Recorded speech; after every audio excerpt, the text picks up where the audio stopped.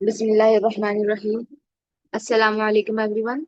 I begin this meeting by praising Allah subhanahu wa ta'ala, the most merciful and the most compassionate. We seek His guidance and blessings in all that we do. May He grant us wisdom, patience, and the ability to make the best decision for ourselves and those around us. أعوذ بالله من الشيطان الرجيم بسم الله الرحمن الرحيم سبحانك اللهم وبحمدك أشهد أن لا إله إلا أنت أستغفرك وأتوب إليك. So let's begin. Myself, Sayyida Anis Fatima, and I am currently a third year MBBS student at Malla Reddy Medical College.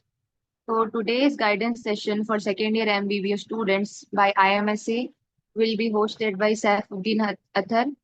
He will start by introducing IMSA to you, followed by Ibtisam Athar Hussain, who will explain how to approach the subject of pharmacology. Next, Mohammad Salman will discuss microbiology part, and I will cover the pathology section. And finally, Saifuddin Athar will provide you insights on managing your clinical postings. And last 15 minutes, we will allocate for question and answer session. I encourage all of you to engage and interact so that we can have a two-way communication. ऐसा नहीं कि सिर्फ हम ही बोलते जा रहे हैं, आप लोग भी आपके जो भी क्वेश्चंस है, जहाँ पर भी आपको डाउट है, टाइप करिए चैट में. लास्ट में we will note down those questions and try to answer.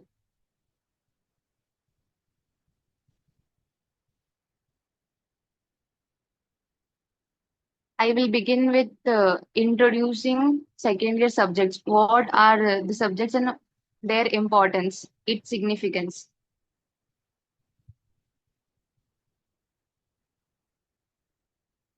तो अब फर्स्ट ईयर में कैसा था, सब कुछ आप लोग नॉर्मल पढ़े, नॉर्मल एनाटॉमी, नॉर्मल फिजियोलॉजी और बायोकेमिस्ट्री. लेकिन सेकेंड ईयर में जो भी है वो सब अब नॉर्मेलिटीज, जो भी डिसीज है वो डिसीज का प्रोग्रेशन, वो डिसीज के मैनिफेस्टेशंस और उसका ट्रीटमेंट कैसा है, उसके लिए ये तीन सब्जेक्ट्स इंपॉर्टेंट है. Because they they are the foundation for your clinical knowledge. जो भी आप मेडिसिन में पढ़ेंगे वो यहीं पर से उसका बेसिक है ये. अगर आप ये कर लिए तो आपकी मेडिसिन स्ट्रांग हो जाती. फर्स्ट ईयर में थे जब तक पूरा नॉर्मल अपन चीज हम पढ़े, एनाटॉमी पढ़े, फिजियोलॉजी पढ़े, मेटाबॉलिज्म्स पढ़े, उसके एंजाइम्स एंड ऑल पढ़े. लेकिन आप सेकेंड ईयर में रियल लाइफ केसेस देखेंगे, आप पेशेंट्स में देखेंगे वो डिसीज एंड ऑल. तो फॉर एग्जाम्पल आप एक केस देखें, आपका एक पेशेंट आपके पास आया, उसको कोई प्रॉब्लम है, तो उसमें फर्स्ट थिंग आपको मालूम होना कि उसका कॉज क्या है, उन्हें कैसा प्रोसीड कर रहा और रिस्क फैक्टर्स क्या है. जब तक आपको मालूम नहीं होता कि वो कौन सी डिसीज है, ये पढ़ने का आपका मतलब कोई डिस्टिंक्शन लाना, मार्क्स मेमो अच्छे आना, वो नहीं है. आपका फर्स्ट प्रायोरिटी क्या रहना, नॉलेज इतनी गेन करना है कि कल को आप पेशेंट के सामने आप उसकी डिसीज को डायग्नोस कर सकना, उसको ट्रीटमेंट दे सकना. वो मोटिव रहना आपका पढ़ने का. सेकेंड थिंग, जितना थोरोली आप फार्माकोलॉजी, पैथोलॉजी और माइक्रोबायोलॉजी पढ़ेंगे उतना आपके डायग्नोस्टिक स्किल्स इंप्रूव होंगे. क्योंकि एक डिसीज को डायग्नोस करने के लिए कोई एक सब्जेक्ट पढ़ना नहीं, ये तीन भी इंटरकनेक्टेड है. पैथोलॉजी पढ़ने से आपको डिसीज के मैनिफेस्टेशंस क्या रहते हैं बॉडी पे, और क्या एज ग्रुप में रहते हैं, वो कैसा प्रोसीड होती, उसका प्रोग्नोसिस क्या है. प्रोग्नोसिस मीन्स गुड प्रोग्नोसिस और bad prognosis. By the time कैसा टर्न होती वो डिसीज, उसके क्या क्या कॉम्प्लिकेशंस रहते. कॉम्प्लिकेशंस को प्रिवेंट करने के लिए prophylaxis. Prophylaxis means preventive medicine आप जो दे सकते हैं, वो फार्माकोलॉजी में पढ़ते हैं. तो ये जो भी है, ये तीन सब्जेक्ट्स इंटरकनेक्टेड है. आप उसको अगर रिटेन करना चाह रहे तो तीनों को भी कनेक्ट करते हुए जाना है स्टार्टिंग से ही. इंशाल्लाह अभी फार्माकोलॉजी, पैथोलॉजी और माइक्रोबायोलॉजी में जो भी रेस्पेक्टिव स्पीकर्स है उन लोग आपको बताएंगे कि जो बुक्स आपको रिफर करना है, वीडियोस एंड ऑल्सो कैसा पढ़ने की भी स्ट्रैटेजी और उसको कैसे रिवाइज करना, उसकी इम्पोर्टेंस क्या क्या है वो लोग बोलेंगे. Now I invite other Saifuddin to continue by introducing IMSA to you.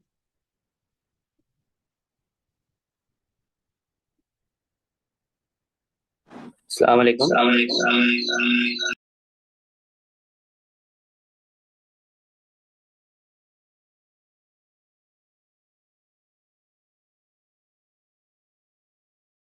Hello. I guess I am audible, right? Assalamu alaikum wa rahmatullahi wa barakatuh. This is Muhammad Atta Saifuddin, currently a final year medico at MNR Medical College. So I would like to give a brief intro about IMSA, which is an initiative of Medicos for service and academics. So Bismillah ar-Rahman ar-Rahim.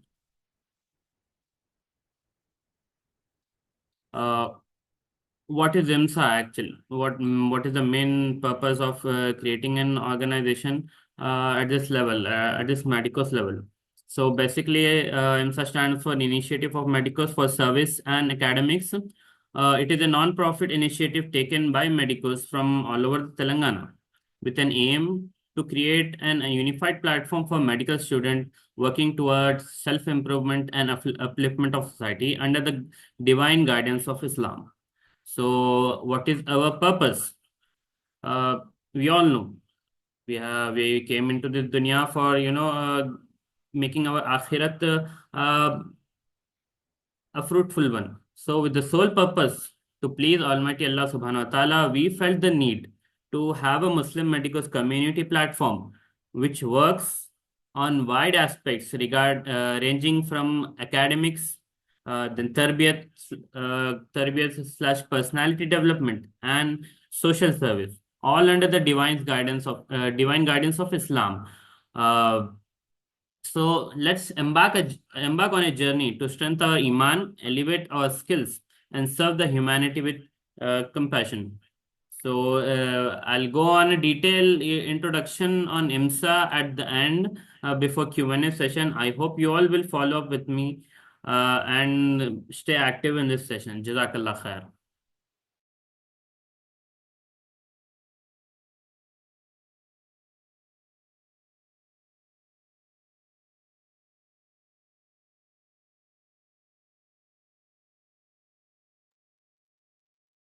Jazakallah khair, Saifuddin.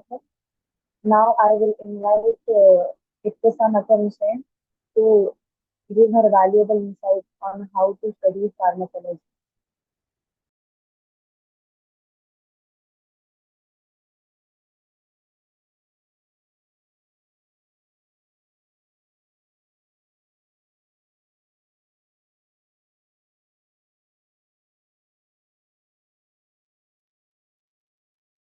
Shalom everyone, I'm Iktisam Hussain and I'm excited to be your guide and mentor for pharmacological studies. As a third year student in Deccan College of Medical Sciences, I have navigated the challenge of pharmacology coursework and come out on top.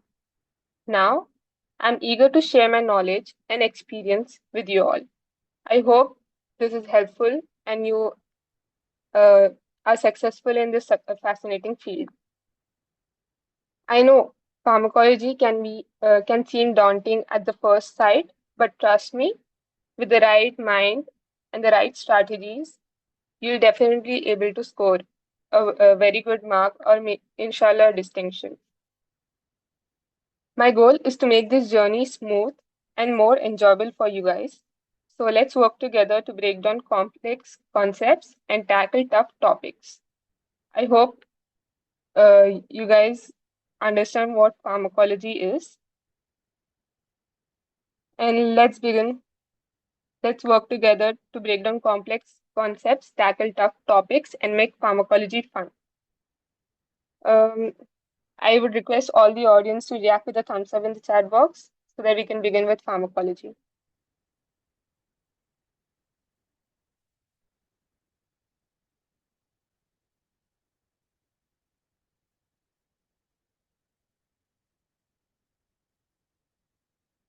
Waiting for the thumbs ups.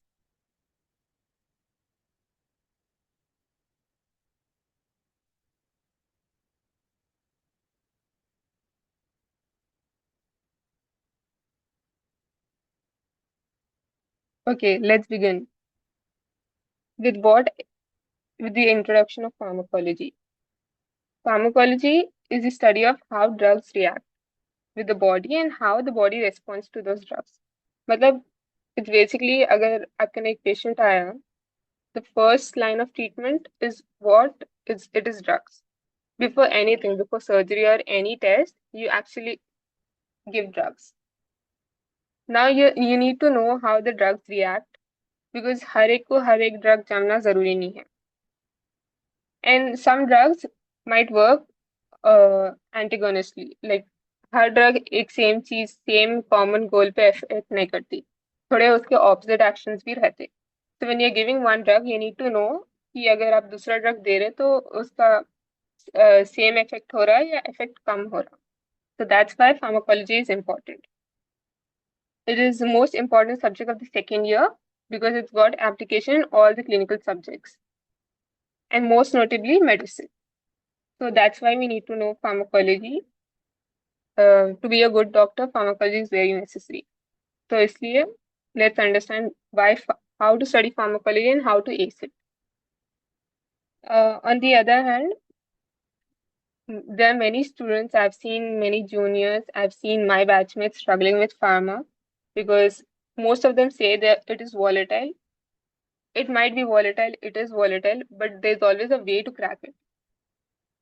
You need to revise, and let's find out how you can actually encounter pharma and make it one of the easiest subjects in the second year. Let's move to the study tips for pharmacology. To start with any topic, most students prefer watching videos of any source, like whichever source आपको जो अच्छा दिखता या आपको जिसकी language समझने आती. Now when you're watching videos, आप एक सबका स्पीड अलग रहता, तो आप अपने स्पीड के हिसाब से देख सकते हैं. But then what I usually prefer is आप वीडियोस देखे बाद में एक बार टेक्स्ट बुक रेफर कर लेना. And moving to the next point, learn the classification of drugs. Pharmacology में classification is very important. Like drugs का क्लासिफिकेशन कभी ऐसा रहता, for an example, it might be short acting, it might be long acting, और या फिर drugs में generations. अब जैसा आप फैमिली में यू से generation, you use a term generation, वैसे ही ड्रग्स में you use a term generation, like first generation drugs, second generation drugs. तो वैसा classifications are very important, like you need to learn them. आप flow chart में way में learn करें तो it's easier for you to remember. Mostly classifications लिखे तो याद रहते, बार बार लिखना. And I would suggest KDT handbook of classification because उसमें हर ड्रग्स के क्लासिफिकेशन एक पूरे कंसाइज में वे में दिया हुआ है. और you can also prefer making notes for it, जो भी आपको कन्वीनियंट दिखा. Moving to the next point, read the mechanism of action, pharmacokinetics, pharmacodynamics, indications, contraindications, adverse drug reactions, and drug interactions under separate headings. Now, when you read these, you'll actually understand कि drug है क्या, उसका काम क्या है. Mechanism of action is कि उन्हें कौन से, कैसा, उन्हें रूट ऑफ एंट्री क्या है उसकी, उन्हें कौन से ऑर्गन पे इफेक्ट कर रहा, उसका इफेक्ट क्या है. And then pharmacokinetics is basically कितने टाइम में, लाइक उसकी हाफ लाइफ क्या है. फार्माकोकाइनेटिक्स एंड फार्माकोडायनामिक्स बेसिकली उसकी हाफ लाइफ क्या है, उन्हें एंटर कैसा कर रहा, उन्हें कितना बॉडी इसको कितने कंज्यूम कर ले रही, and etcetera. Indications is basically the diseases या फिर आप यूजेस बोल ले सकते. And contraindications and adverse drug reactions, like adverse drug reactions में मोस्टली थोड़े ड्रग्स के रिएक्शंस रहते हैं, वो याद रख लेना रहता है. May be they can ask in MCQs. And side effects या एडवर्स ड्रग साइड इफेक्ट्स में या एडवर्स इफेक्ट्स में you can always and always right nausea, vomiting, and headache, except in antiemetics and antidiarrheal drugs. These headings are very important for your prof exams.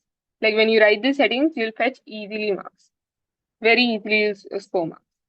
Moving to the next point, try to make notes. Notes, I understand like not everyone is used to make notes, but I would suggest for pharma, precise notes बनाओ आप लोग। Precise notes as in not necessary कि आप हर ये पूरे headings लिख के बनाओ. Maybe you can just make a notes of classification. Maybe you can just write the uses and adverse effects of each drug. Usually adverse effects की जरूरत भी नहीं पड़ती because mostly अगर आप भूल भी गए, nausea, vomiting, headache, diarrhea is like it works for everything except very few drugs, very few classifications like antiemetics and antidiarrheals. So I would suggest कि आप लोग notes बनाओ pharma के लिए. And I would also suggest कि आप colorful notes बनाए तो end में आपको easily आप revise कर सकते हैं exams के पहले. And correlate pharma with other subjects like physiology, pathology, and microbiology. Microbiology especially, it forms a composite knowledge and will help you in the long run. And use flowcharts during exams. Like flowcharts for mechanism of action works. It works always and always. आपको हमेशा flowchart अगर आप pharma में कहीं भी डाल दिए, you will easily gain marks. और flowchart colorful रहा तो you'll get more marks. And use mnemonics. The reason I'm saying mnemonics is because most of the students consider pharma as a volatile subject. But when you use mnemonics, you'll actually encounter the subject, you'll find it easier to remember, and you'll find it that it's not that volatile, it's an easier subject to score. When I'm saying mnemonics, you can actually, if you're capable enough to make mnemonics for your own self, it's very good. But if you're not, we do have PDFs, we do have books where they have already made mnemonics and you can directly use them. And being volatile subject, the only way you can encounter is revisions, multiple revisions. आप जितने बार revise करेंगे आप उतने बार याद रखेंगे. What I personally used to do is, आपके room में जो वॉल रहती है उस पर स्टिकी नोट्स लगा दो, रोज देखो वो क्लासिफिकेशन या जो ड्रग्स आपको याद नहीं हो रहे या फिर नाम भी याद नहीं हो रहे तो लिख के याद करो, 2-3 बार लिखो, और जब आप लिख रहे हैं आप उसको प्रोनाउंस भी करो so that you remember it. And then you just stick it on the wall, maybe see once daily, and then you will inshallah remember all of them. Now let's move to the next slide. Okay, so the syllabus. You have pharmacology में paper 1 and paper 2. Paper 1 and pharmacology is mostly based on general and systemic.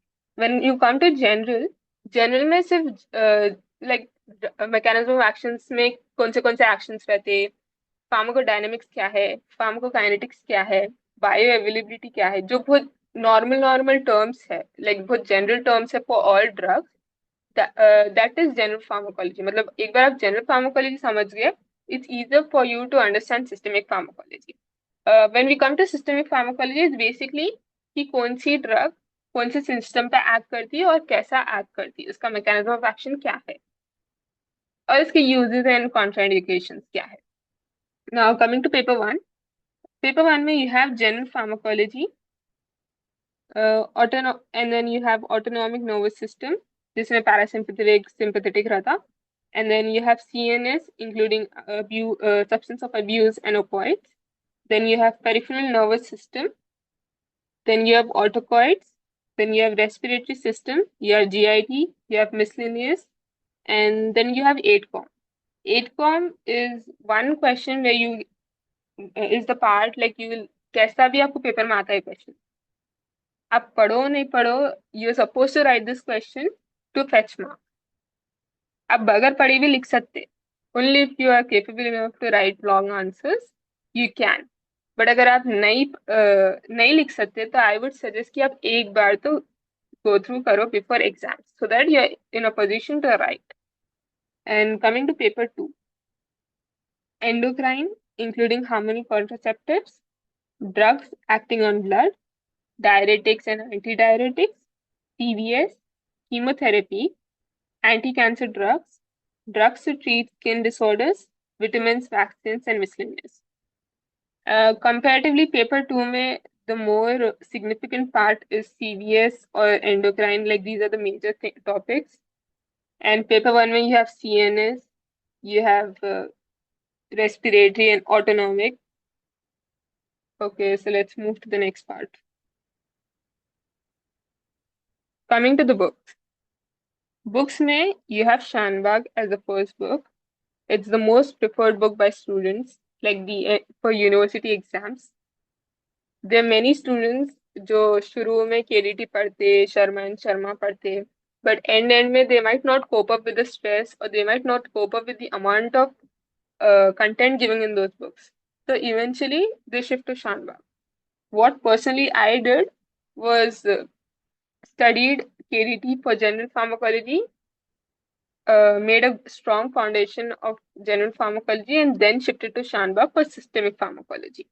Now, Shanbag is a very good book. Like, it has point-wise, it has colorful diagrams. It's a good book. You can refer it for exams. Moving to the second, Sharma and Sharma. It's a standard Indian pharmacology textbook. It's easy and it's good, but it's just extensive. When I say Sharma and Sharma is extensive, KDT compared to Sharma and Sharma is less extensive. Moving to the next slide. KDT, the most preferred book by our Indian students. Like, it has an extensive content, but usually people extensive students prefer it. Basically, after watching any video, you can actually refer these books. And then Lippincott is a foreign author. You can actually refer, but you cannot use it for university exams. You can just refer it. You can use that as a reference book. Simple है, short है. You can actually एक बार अगर आप पढ़ लिए KDT, Sharma and Sharma या शानबाग में से कोई भी एक पढ़ लिए, आपको कुछ रिवाइज करना है या कुछ ऐसी देख लेना है, तो आप लिपिनकॉट रेफर कर सकते हैं. And moving to the next slide. Captain pharmacology notes, ये आप यूज कर सकते हैं only when you're watching captain की videos. It's only useful there. Then reference books में आप बुक्स लेने की जरूरत नहीं है, आप PDF के थ्रू काम चला सकते हैं. Jung है, Goodman and Gilman. These are foreign editions, and mostly students don't use it, but you can if you want to really excel in the subject pharmacology. I would like to know कि आप लोग colleges में कौन से books prefer कर रहे हैं, आपकी faculty कौन से books आप लोगों को लो बोले in the chat box. Waiting for your replies.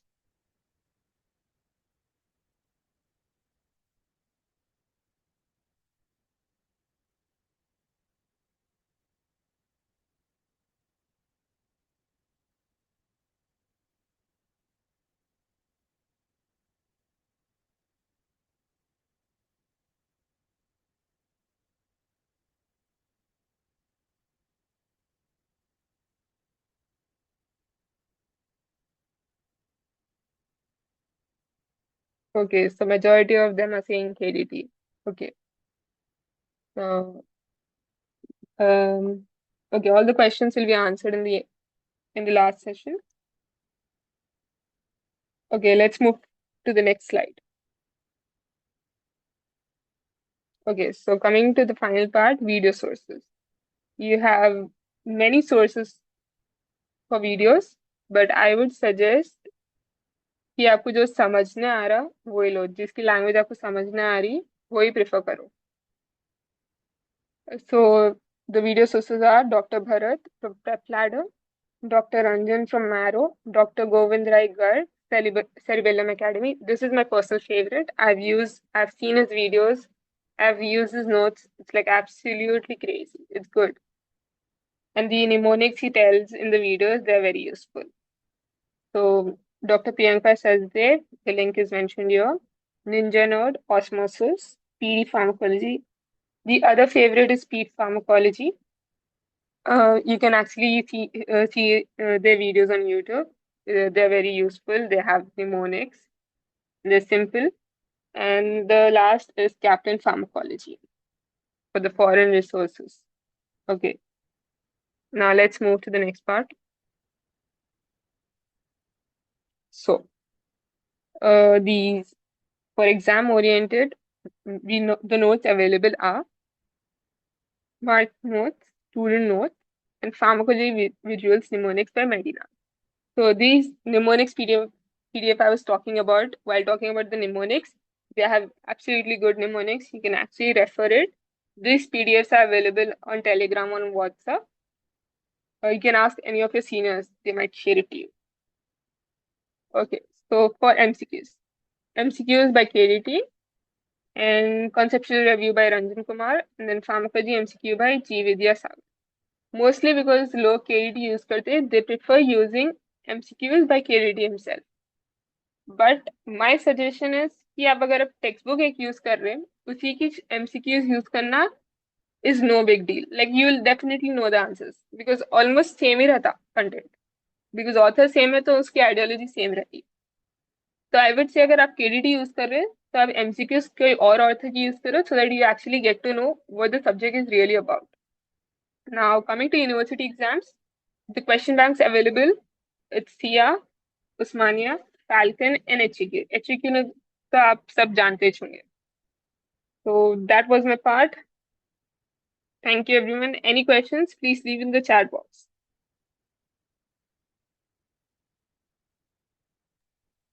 Okay. Jazakallah khair Iktisam for your valuable guidance. Welcome. Now let's move ahead. To microbiology part. I would like to invite Muhammad Salman to share how one can effectively study and most importantly, how to remember the diverse world of microbes.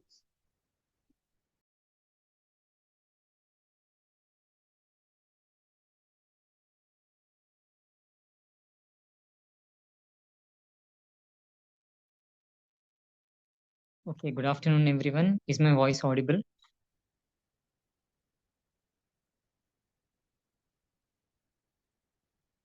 Is it audible? Just let me know in the chat box.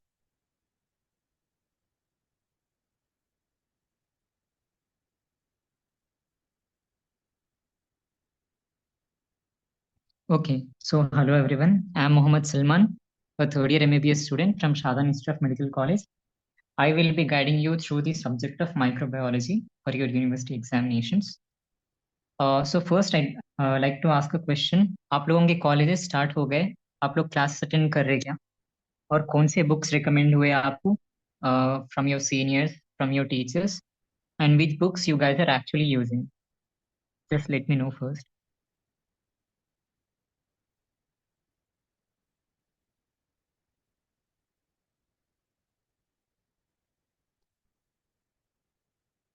Okay, great. Almost everybody is using Apurva Shastri.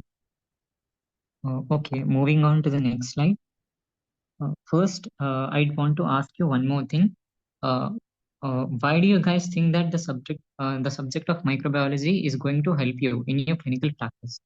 We all know that microbiology is the field of medicine that deals with the microorganisms, all the microorganisms which are not visible to the naked eye, right?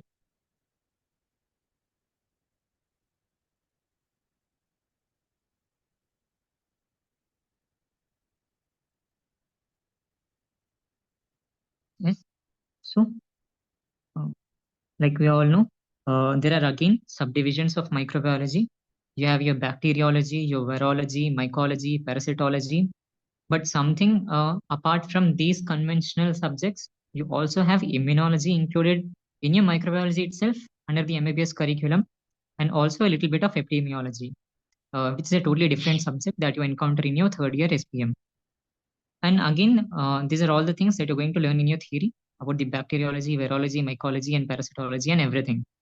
Coming to the applied aspect, how you're going to apply this knowledge of microbiology in the real life is the practical part.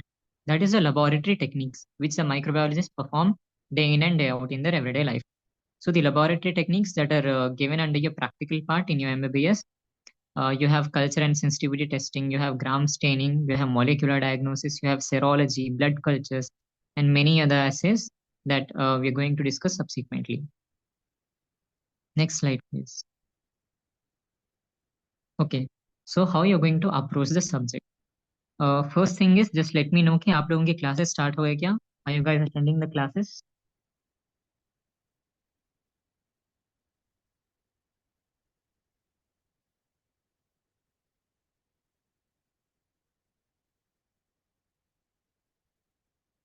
Okay, so how far did you guys come? मतलब अभी तक के आप लोगों को क्या क्या पढ़ा है?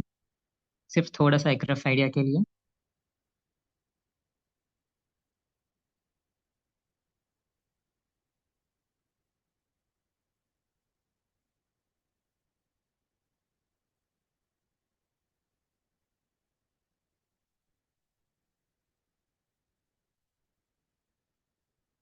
Okay, so almost I think everybody's just dealing with the general microbiology part. Okay. So how you're going to approach the subject is, we all know that everything is divided into general and then systemic, be it microbiology, pharmacology, or even your pathology for that thing. So I'd suggest that you approach it in a system-wise manner. Just recently I was asked this question के कैसा approach करना है subject को? Should we study it in organism-wise or should we study it as a system-wise? So my personal opinion is you use the system-wise method. क्योंकि इससे आपको क्या है, एक पर्टिकुलर ऑर्गन सिस्टम में कौन से ऑर्गेनिजम्स इन्वेड कर रहे हैं, वो पर्टिकुलर सिस्टम में वो लोग क्या कर रहे हैं, उनके क्लिनिकल फीचर्स क्या हैं, साइंस एंड सिम्टम्स क्या है, और आप उसको कैसा डायग्नोस करते हैं. Everything about a particular system you are going to know if you approach in a system wise manner. अगर कि आप लोग ऑर्गेनिज्म वाइज पढ़ रहे हैं तो हर एक ऑर्गेनिज्म का अलग अलग सिस्टम में बहुत डिफरेंट क्लिनिकल फीचर्स रहते हैं. आप डायग्नोसिस के लिए डिफरेंट सैंपल्स रहते हैं, उनके टेस्ट बहुत ज्यादा अलग रहते हैं, आपको बहुत ज्यादा कंफ्यूजिंग हो जाता एंड आपको याद भी नहीं रहता एंडिंग में, अगर कि आप ऑर्गेनिज्म वाइज पढ़े तो. The best thing that you can do is approach it in A system wise manner. And one more benefit is, जब आप एक सिस्टम वाइज मैनर पढ़ रहे, तो जैसे कि मैं पहले बोला कि कौन सा ऑर्गेनिज्म कैसे क्लिनिकल फीचर्स कॉज करता है वो सब तो आपको मालूम हो जाते. सपोज स्किन इन्फेक्शन हो गया, तो आप रैश, टाइप ऑफ रैश देख के आप एक प्रोबेबल डायग्नोसिस दे सकते कि okay maybe this is the positive organism. अगर कि आपके ब्लिस्टर्स है, आपके वेसाइकल्स आ गए स्किन पर, या फिर नोड्यूल्स आ रहे, be it any kind of pathological change in the skin, आपको एक डेफिनेटिव आइडिया आ जाता कि okay maybe this is the implicated organism. Second thing, for diagnosis you get to know which sample to collect. अगर क्या आप blood stream infection पढ़ रहे हैं एंड सीवीएस पढ़ रहे हैं, तो जब आप उसको एक सिस्टम वाइज मैनर में अप्रोच करते हैं तो आपको मालूम हो जाता है कि ठीक है, ब्लड सैंपल लेना है, या फिर ये ऑर्गेनिज्म के लिए बोन मैरो एस्पिरेट लेना है. रेस्पिरेटरी सिस्टम में आपको या तो स्प्यूटम लेना है या फिर अपर रेस्पिरेटरी ट्रैक के स्वैब्स लेना है. जीआईटी में वॉमिटर्स, बीट स्टूल सैंपल, और be it gastric aspirate, anything. So जब आप एक सिस्टम वाइज पढ़ते हैं तो everything you get to know about that particular system. So that's the thing recommended. Coming to the main thing, that is lab diagnosis. So here I want to ask a question कि आप लोगों को क्या लगता है कि lab diagnosis क्यों important है? Why are we studying lab diagnosis in microbiology itself?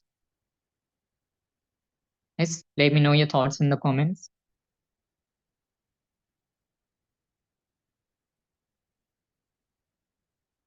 Why is the lab diagnosis part important in microbiology? Okay, to find the cause of the infection. Diagnosis of the disease, correct. What else? What else you guys can think of?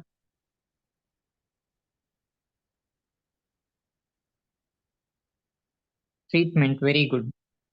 So, to tailor the treatment according to the patient's condition, very good.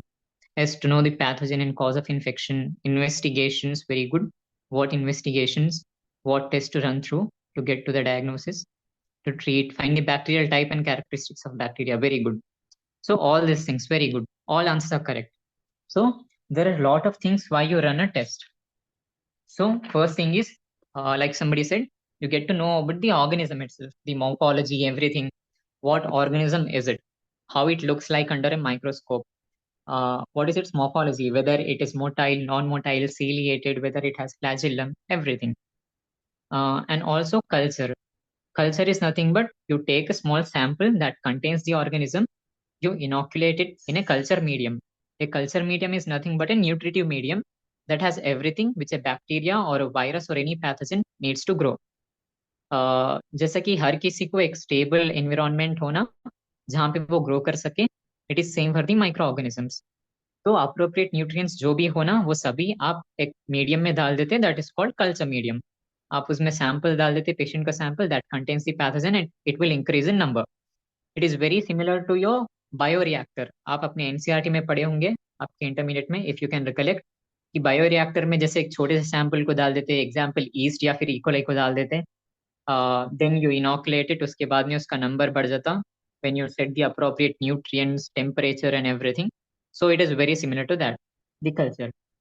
और जैसे कि कोई बोले treatment, okay, you've known the pathogen कि this organism has invaded the person. So how do you treat it? अब आप सोचते कि ये ड्रग्स देना है पेशेंट को, but how do you know that the organism is susceptible to that drug or not? One organism which shows a lot of resistance is Pseudomonas. Pseudomonas is a bacillus जो कि extensively drug resistance को दिखाता. So it is very important for you to know that whether the organism is drug susceptible or drug resistant. Same thing goes for the TB. तो again I'd like to ask a question कि क्यों मालूम करना कि organism drug susceptible है या drug sensitive है? What if we just use some empirical drug? What would happen in that case?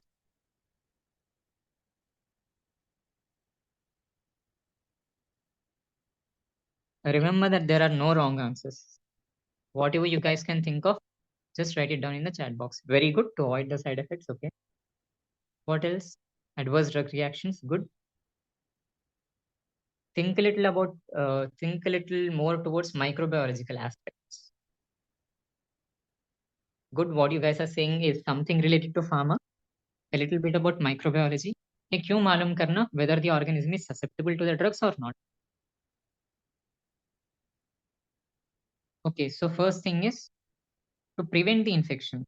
Suppose कि आपके पास कोई patient आया, he has some infectious disease. आप मालूम करें, you have run the test, आप मालूम करें कि ये organism है. Suppose आप मालूम करें कि TB है. The patient is infected with the tuberculosis bacilli. अब बिना आप ये जाने कि very good toward the growth of the bacteria, excellent, to contain the infection basically. तो बिना आप जाने कि वो tuberculosis का bacilli drug sensitive है या फिर drug resistant है, आप सिर्फ empirically treatment दे दिए और patient को वापस से भिजा दिया. The patient is not going to improve at all. Instead, maybe उसकी drug resistance और बढ़ जाती, क्योंकि पहले से ही वो दूसरे ड्रग्स को रेजिस्टेंट है. अभी आप जो ड्रग्स दे रहे वो तो बैसिले के अगेंस्ट काम नहीं करेंगे, लेकिन इंस्टेड आप जो ड्रग्स दे रहे मे बी वो ड्रग्स वो ऑर्गेनिज्म के अगेंस्ट बहुत वीक है और वो उसको भी रेजिस्टेंस डेवलप कर लेता. That is a major red flag.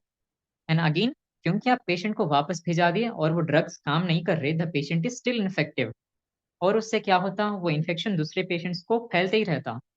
So a simple mistake of the doctor of not getting to know the drug sensitivity can result in an outbreak. एक पेशेंट से आपको 10 पेशेंट्स को इन्फेक्शन लग सकता, 10 से may be it can increase exponentially. So a simple outbreak, one patient can cause an outbreak. An outbreak can result in epidemic or also pandemic if the organism is dangerous enough. Right. So to contain the infection or so that is why lab diagnosis is very important, and you have to write in your answers also. Okay, so focus on lab diagnosis. Coming to the general microbiology part, I personally feel that it is a little bit dry. Like you guys are saying that आपको already general microbiology start हो गया, तो may be आप भी notice करे होंगे कि general microbiology में बहुत ज्यादा कॉन्सेप्ट्स नहीं है, बेसिकली फैक्ट्स है. Everything, morphology of the organism, whether it has capsules, whether it has cilia, flagella, everything. Then the biochemical test that you run through, citrate assimilation test, urea test हो गए, triple sugar iron test, the biochemical test, again the stains. It can be gram stain, it can be acid fast staining, it can be any other special stain, right? Like fluorescent stain or anything. The type of microscopes that you use. You cannot see everything with the same lens, right? आपको same lens से सब कुछ नहीं दिख सकता, आप लोग नहीं देख सकते. So there are different kinds of microscopes to see different organisms. Then you have again a very important aspect, that is AST, antibiotic susceptibility testing. Then again many other, so everything related to your practical aspects, your main laboratory, core concepts of the laboratory, everything is given in the general microbiology part itself. So for you to write the lab diagnosis and everything in your systemic in a proper manner, you have to be thorough with the general microbiology. Unless आप लोग नहीं पढ़ेंगे general microbiology में अच्छे से classification देखे रखा, कौन से बायोकेमिकल टेस्ट आप रन कर सकते हैं, व्हाट द कॉमन फैक्टर्स.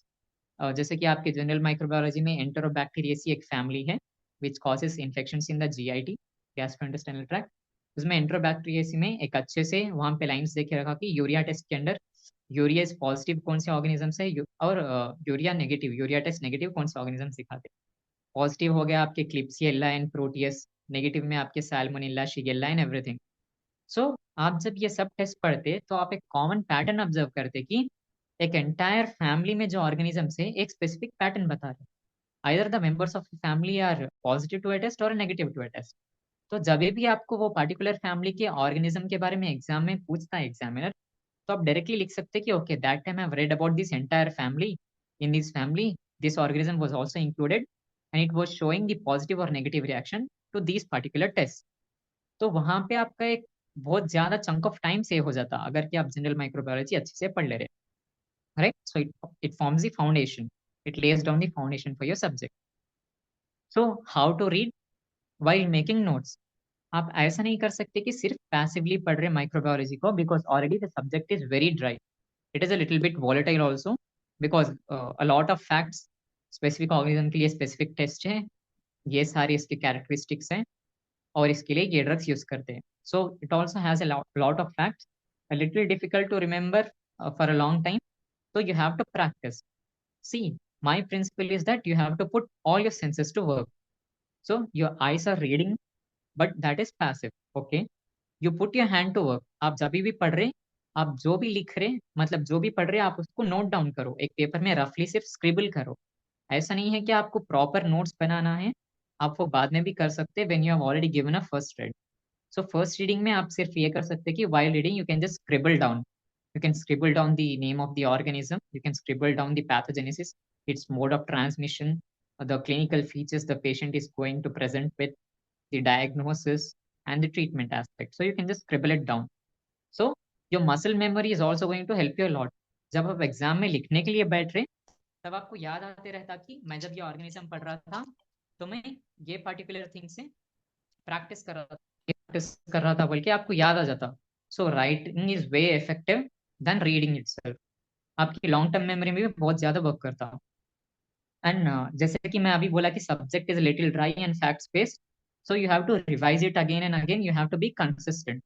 आप ऐसा नहीं कर सकते कि बहुत बहुत टाइम के लिए आप स्किप कर रही है सब्जेक्ट को, फिर से आप पढ़ने के लिए बैठ गए. अगर कि आप वैसा करें तो no matter how many times you read, every reading will be like a first read. तो आप कभी भी बहुत टाइम के बाद अगर के बुक ओपन कर रहे हैं तो आपको ऐसा लगता है कि आप फर्स्ट टाइम रीड कर रहे हैं. आपको बहुत सी चीजें याद नहीं रहती, बहुत सी चीजें आप भूल जाते हैं, because again like I said many things are fact based. So you have to be consistent with it, just like your pharmacology also. You have to be consistent, you have to practice every day, and you have to scribble or write down while you're studying. You cannot just read it passively, right? One more thing, all your second year subjects, path, pharma, and micro, they are going to help you in your medicine in your final year. But microbiology is one such subject that is also going to help you in your third year PSM. The biggest chapter in PSM is epidemiology of infectious diseases. And if you are thorough with your microbiology part, you're just going to nail that particular chapter. In SPM, you're going to get really good marks in that particular aspect. Okay, so again, it is very important subject for your second year, third year, and also for final year. Next slide, please.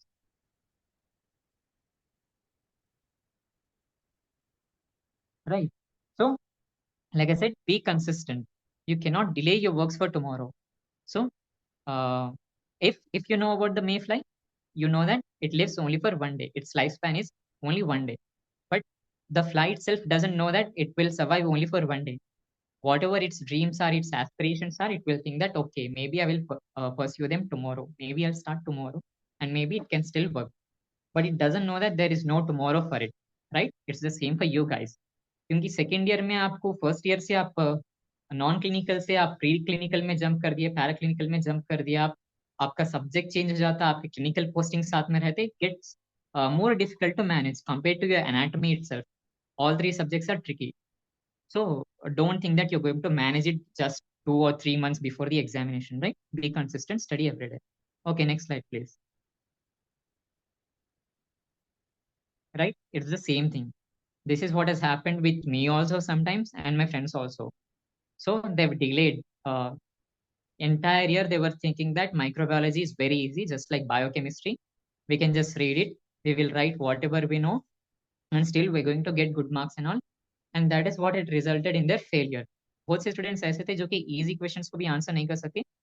Just 2 or 3 days before the exam, they were literally crying, why didn't we study from the first day itself? We are not able to remember. Even though we are reading it again and again, ऐसा लग रहा है कि पहली बार पढ़ रहे. Right? So like I said, अगर कि आप बहुत ज्यादा गैप ले लिए माइक्रोबायोलॉजी को रिवाइज करने में, so every read will feel like first time reading. So make sure that you do not make this mistake. Next slide, please.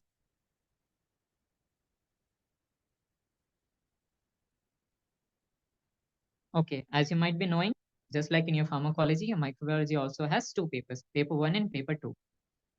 Paper 1 includes your general microbiology, which you guys are studying right now, and immunology part, CVS and blood system, gastrointestinal and hepatobiliary, that is one system, and your EdCom modules. See, here I'd like to stress that your paper 1 is very high yielding, it is very easy, and it is going to get you good marks. It is going to improve your overall score, not just in the microbiology subject itself, but your overall score, right? It can help you jump from just pass to first class or first class to distinction student. Paper 1, you can easily get 70 to 80 marks because general microbiology, like I said, where के आप लोग सिर्फ वो diagnostics, mainly diagnostics देखे रखा, a little bit about the morphology and everything. आप अगर के diagnostics अच्छे से पढ़ लिए, lab techniques अच्छे से पढ़ लिए, so your systemic microbiology is also going to improve, and a major part of your paper 1 is going to complete. Another aspect is immunology. बहुत से students ऐसे हैं जो कि immunology को overlook कर देते हैं. They'll think that okay, the subject is microbiology, maybe the core concept is also microbiology. Immunology maybe is not that important, but that is just their own belief. That is not true, right? Immunology is also very important. क्योंकि immunology again you're not going to encounter in other subjects. आपको pathology में भी आता लेकिन इतना ज्यादा detail में नहीं आता जितना कि आपको microbiology में देख रखा. And again it is not going to repeat until your final year in your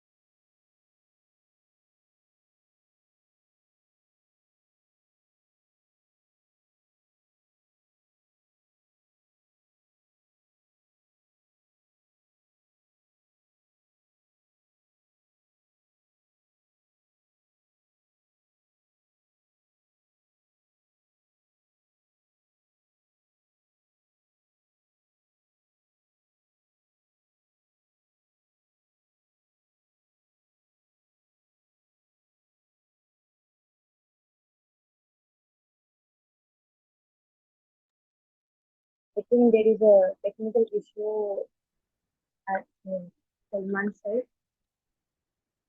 Improvement, it will be resolved. Stay tuned.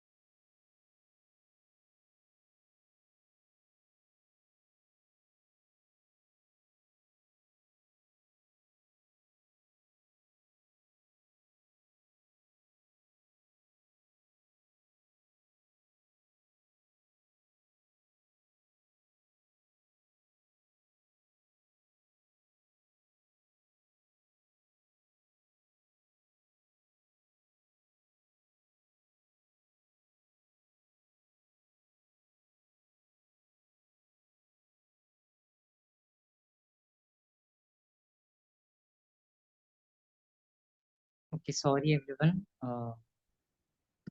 for the glitch. Okay, I'm back. So right, continuing with what I was saying. So general microbiology, it is a very scoring topic.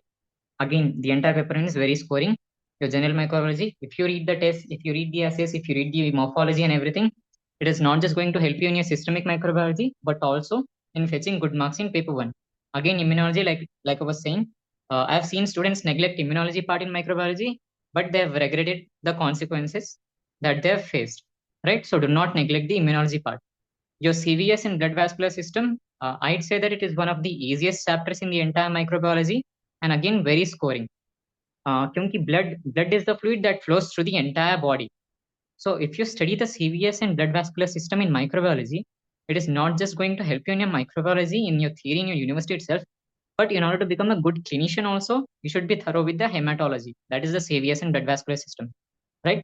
A very easy chapter, high yielding points are there, important for exams also, for your clinical practice also. Gastrointestinal and hepatobiliary, a very fact-based chapter again. Helicobacter pylori infections, your hepatitis, other infections, salmonella, जो कि आप पहले से भी सुने होंगे कहीं पे या पढ़े होंगे. Enteric fever, salmonella हो गया, E. coli हो गया, your Proteus, Klebsiella, and many other organisms.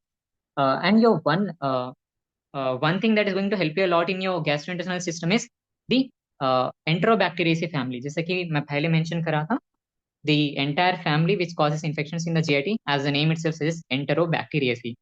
So this is the family, the members of which are implicated in a lot of diseases, lot of infectious diseases of GIT system. और आप अगर कि अच्छे से text book पढ़े तो आप notice करेंगे कि एंट्रोबैक्टीरियसी के मेंबर्स में बहुत सारे कॉमन फीचर्स है. Like I said before in the general mycology part, अगर कि आप पढ़ रहे तो कल्चरल कैरेक्टरिस्टिक्स सिमिलर रहते, मॉर्फोलॉजी सिमिलर रहती, कलर जो उनका कॉलोनीज का कलर रहता वो सिमिलर रहता, ऑलमोस्ट बायोकेमिकल टेस्ट सिमिलर रहते. सो अगर कि आप एक ऑर्गेनिज्म को अच्छे से पढ़ लिए, so you can compare it with the other organism and then you can study. आपका ये बेनिफिट रह जाता. There are some dissimilarities, some differences that differentiate one organism from the other. So आप वो सारे एक प्लेस में नोट डाउन कर ले सकते हैं. Like what are the differences between Salmonella and Shigella? Again, the E. coli. What is the difference between the pathogenesis of E. coli, Vibrio cholera and Shigella? So toxin mediated रहता, आपका toxin mediated gastroenteritis cause करते both cholera and Shigella. So आप compare करते हुए पढ़ सकते कि toxin कैसे जाता, कैसा कॉज करता, कल्चर की मॉर्फोलॉजी क्या है and everything. A very easy topic again. You can read it while comparing the organisms. So that is a benefit of this particular chapter. Your EdCom module, again, not a lot of things to learn at all. आप बस just one reading या two readings दे सकते हैं just before the exam भी अगर के आप पढ़ लिए, थोड़ा सा याद रख लिए. Even if you write it on your own, EdCom में से सिर्फ one question आता, you can get about 4 marks, your 4 marks. But if you at least give it a 1 or 2 readings, then you can get 5 to 6 marks also. There is no doubt in that. So remember, write it down that paper 1 is very high yielding. If you want to improve your overall score in your second year, score a distinction in microbiology and the overall subject also, then you have to be thorough with the general like the paper 1, right? Be thorough with the paper 1 part. Coming to the paper 2, you have all the major chapters, your musculoskeletal system, skin and soft tissues. Again, a chapter that is commonly overlooked by the students. बहुत से बच्चे ये करते कि ज्यादा पढ़ते नहीं, लेकिन again, your very important organisms like Staphylococcus aureus and Streptococcus, both organisms which cause the major skin infections. Again, in microbiology, when you read, you will observe that they cause a wide variety of infections from the head to toe. आपके CNS infections cause करते हैं, meningitis है, brain abscess है, आपका respiratory system में sinusitis हो गया, ocular infections cause करते हैं, respiratory tract infections हो गया, आपका pneumonia हो गया, myocarditis, endocarditis. Then again in your GIT, they cause food poisoning, they cause urinary tract infections, musculoskeletal infections, osteomyelitis again, and the list just goes on. तो आपके जो मेजर ऑर्गेनिजम्स हैं, अगर कि आप मस्कुलोस्केलेटल सिस्टम को अच्छे से पढ़ लिए, स्टाफाइलोकोकस और स्ट्रेप्टोकोकस को आप अच्छे से पढ़ लिए, तो कहीं पे भी दूसरे सिस्टम में भी अगर कि ये ऑर्गेनिजम्स के बारे में पूछ रहा, so you will definitely have a lot of idea कि okay, this is the particular organism, these are the virulence factors, this is the morphology, this is how you diagnose it. Be it the staining part, be it the cultural part, the culture morphology and everything, or be it the molecular diagnostics and everything. So your major organisms in the entire microbiology are included. Some of the major organisms are included in musculoskeletal system. So make sure that you do not overlook it. And again, आप जब अपने postings में जाते हैं, when you go for your medicine or dermatology postings, you will get to see that these organisms cause a lot of infections and the patients do come. आपके erysipelas हो गए, cellulitis हो गए, and many other infections these two organisms cause. And again, in your medicine also, like I said, from head to toe, a lot of infectious diseases. So please make sure that you do not overlook this chapter, and so that you pay more attention to it. Coming to central nervous system, a very vast topic to be very honest, लेकिन I suggest कि आप सिर्फ high yielding points पढ़ो, important points पढ़ो. जैसे कि आपका encephalitis, meningitis, very commonly asked questions. Meningitis is very very commonly asked. Encephalitis, important but not that commonly asked. Again, आपका myelitis हो गया, polio हो गया, your measles, very important topic which many students are unaware of is the complications of measles in the CNS. CNS में measles का एक complication है. Make sure that you read that also. You have rabies, then you have parasitic diseases. Acanthamoeba हो गया आपका, irritated cyst के हो गए. Read only the high yielding points, high yielding topics from the CNS. That is what I would personally suggest. Coming to your respiratory tract infections, a very commonly asked chapter. क्योंकि respiratory route, as we all know, even the SARS-CoV-2, the COVID-19, be it influenza, the respiratory infections are contacted by the people very quickly. They're transmitted very easily, and they often results in outbreaks, epidemics, and endemic diseases, right? So that's why questions are very commonly asked from respiratory tract infections. Again, the same Staphylococcus, Streptococcus are going to repeat, but the other organisms like Haemophilus influenza, the viruses, the major organisms that cause diseases in respiratory tract are viruses. So make sure that you are thorough with all the viruses that cause infections in respiratory tract and their clinical features. They will be having common features. जैसे कि आपका Streptococcus pneumoniae हो गया and Haemophilus influenza. These are two different organisms, but they cause similar symptoms. जैसे कि आपका cough, your fever, then you have chest pain. So almost all these symptoms are similar. Then how do you differentiate that which organism is causing it? So there is one difference that Streptococcus pneumoniae जो है, that causes disease in a previously healthy individual. The organism is so dangerous that it can infect in an otherwise healthy individual also.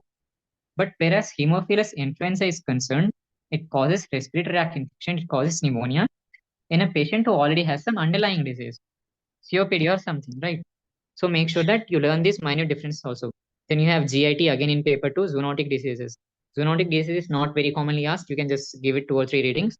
GIT again, read only the important organisms like gonorrhea, chlamydia, and everything. Next slide, please.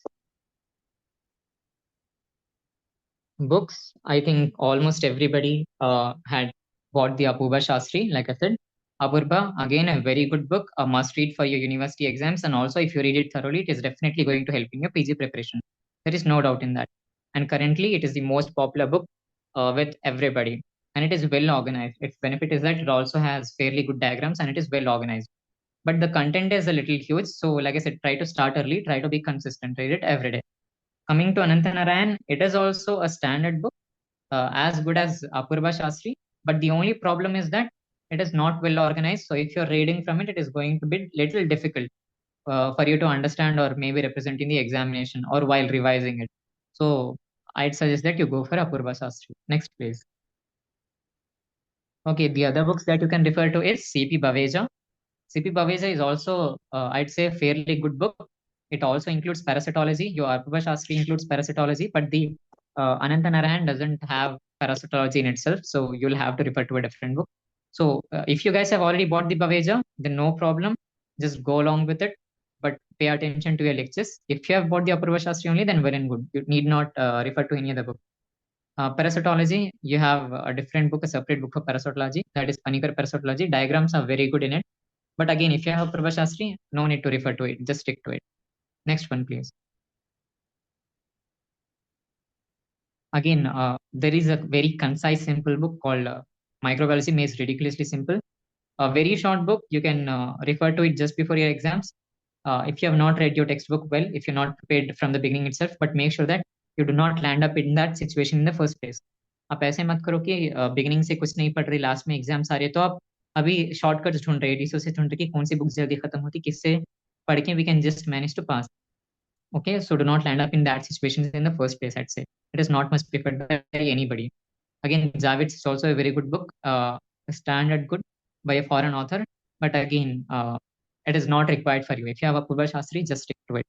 Next one, please. Right? So like I said, whatever book you are referring to, make sure that you are reading it cover to cover for at least 1 or 2 times. Try to read all the topics, because I guarantee you that you are going to become a very good clinician, no matter how much you score in your university exams or in your PG entrance your scores are not going to determine your future then. The doctor, the outcome, the doctor that you're going to be is you're going to be on a very different level compared to your classmates, right? My personal opinion, whenever I go to the postings, I get applauded a lot, right? Even the PGs, the professors, they give me a lot of compliments. They say that my foundation is very good. I have a very broad view of everything and all. The reason is that I try to cover everything at least 1 or 2 times before the exams or the midway. Definitely you're going to focus more on the high yield topics, the previous year questions and all, but make sure that you do not neglect the rest of the book. Why is it given in the book in the first place if it was not required for you to become a good clinician? It is given so that you become a good clinician. So make sure that आप at least 1 or 2 times book को thoroughly पढ़ रहे हैं, right? Next one please. Video resources. Like almost everybody refers to some video resource, be it a paid one or be it a free one on the YouTube, Telegram or something. Some good video resources are Dr. Nasir sir, e-Gurukul. I think almost many of you might be knowing him. So currently he has one of the best videos in the YouTube. You can watch it, or if you're getting the subscription of e-Gurukul, just go along with it. Very concise videos, very worth it. Again, you'll understand your textbooks very easily if you refer to his videos. One more resource is Dr. Shivika Sethi from Marrow. But the content is so huge and it is represented in such a way that at your level in your second year, you're not going to understand it a lot, or you're not going to remember it. It is not going to be fruitful. So I'd suggest that in your second year, don't go for Marrow because it is for intern or a final year student level, not for your level. Dr. Preeti Sharma in Prep Ladder, she also has her own YouTube channel. And that is for free. So definitely I'd suggest that you watch her videos. The videos are very good. The lectures are very good. Everything that you need to know, that you're supposed to know at your level, is included. She has very good diagrams. She has very good mnemonics. Her sessions are very interactive. ऐसा नहीं है कि सिर्फ plainly पढ़ा रहे हो आप bore हो जा रहे. Her sessions are very interactive. So referring to Preeti Sharma is a must. A free resource on the YouTube. Right? Kaplan Immunology. That is a paid platform. Lekin I'd suggest that you need not go for a separate immunology module in Kaplan for now at your second year. So it is recommended for immunology basic concepts, but again, you need not go through it. It is not a must. Osmosis Immunology, when you get the website, maybe you'll get a 7-day free subscription. So if you want, make sure that you utilize those 7 days of free subscription. You can refer to the immunology part in Osmosis. Again, very good illustrated diagrams. Osmosis is very famous. They have their own YouTube channel. They have some free videos. You can just refer to it anytime, whatever topic you're facing difficulty understanding. Sketchy Microbiology, very good. Videos are again based on photographic memory. So if you are a visual learner, it might work for you also. Then Dr. Priyanka Sachdev in Cerebellum Academy. She also has her own YouTube channel and all, so you can refer to it. She teaches both pathology and microbiology, so you can refer to her for both the subjects.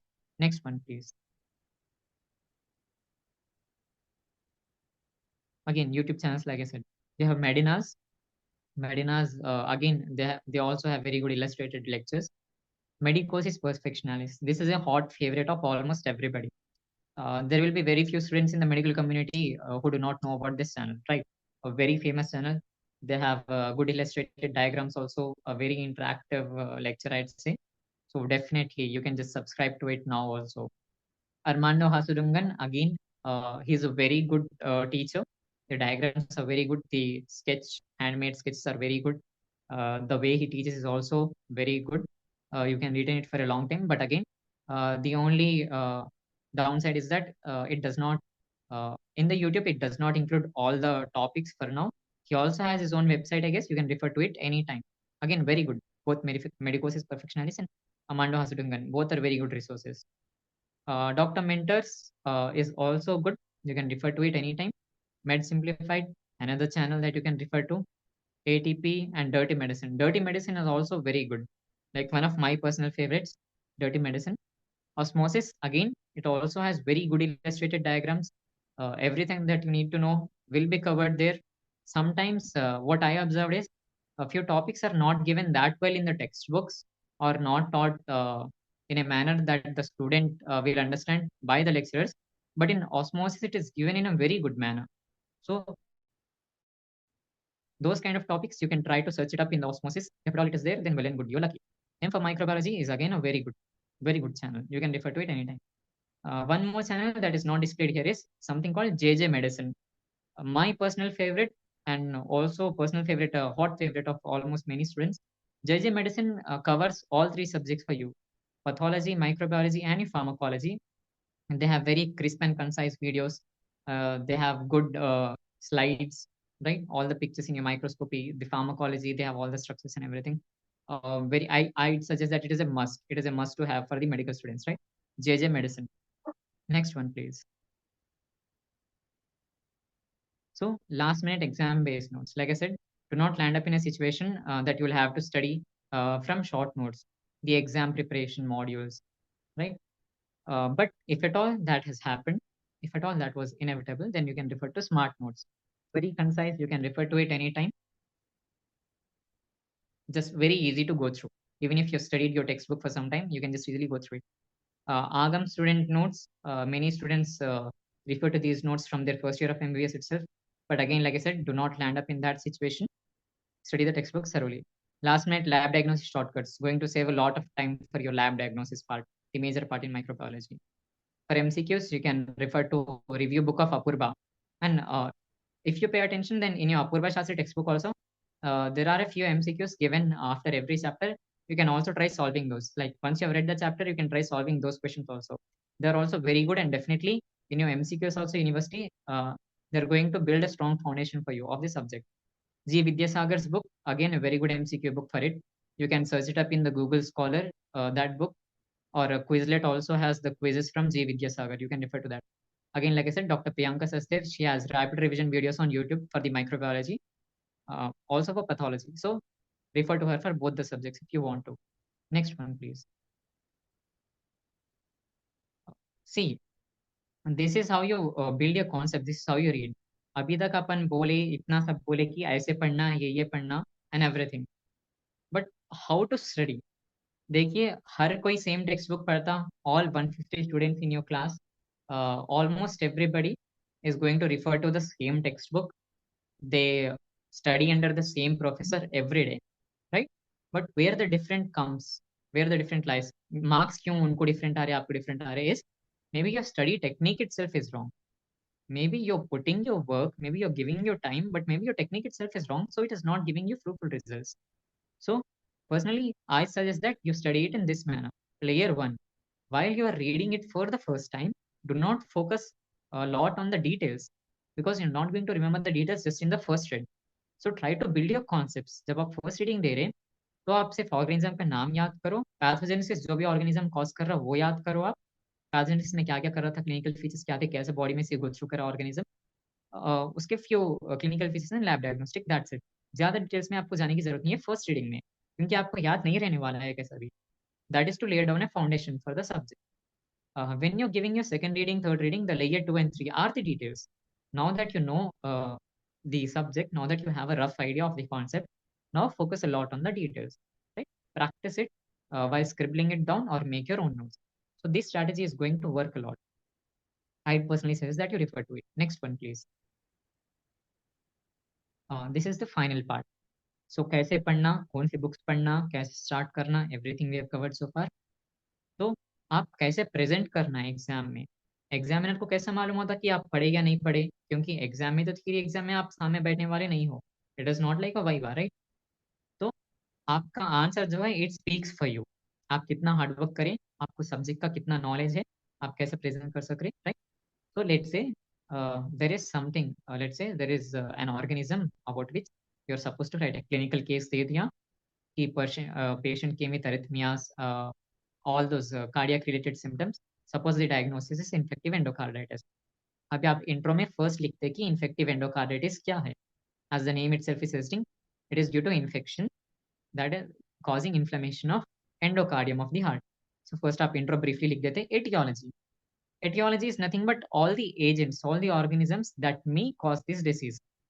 आपका स्टाफाइलोकोकस aureus होगा, Streptococcus विरिडांस हो गया, हैसिक group हो गया, कॉक्सियेला बर्नेटाई, everything that may be implicated. आप वो सारे aetiology में बस नोट डाउन कर दो, आप लिस्ट डाउन कर दो. कुछ भी स्पेसिफाई करने की जरूरत नहीं है, कुछ भी ज्यादा लिखने की जरूरत नहीं है, सिर्फ ऑर्गेनिजम्स के नाम लिख दो. Then comes the mode of transmission.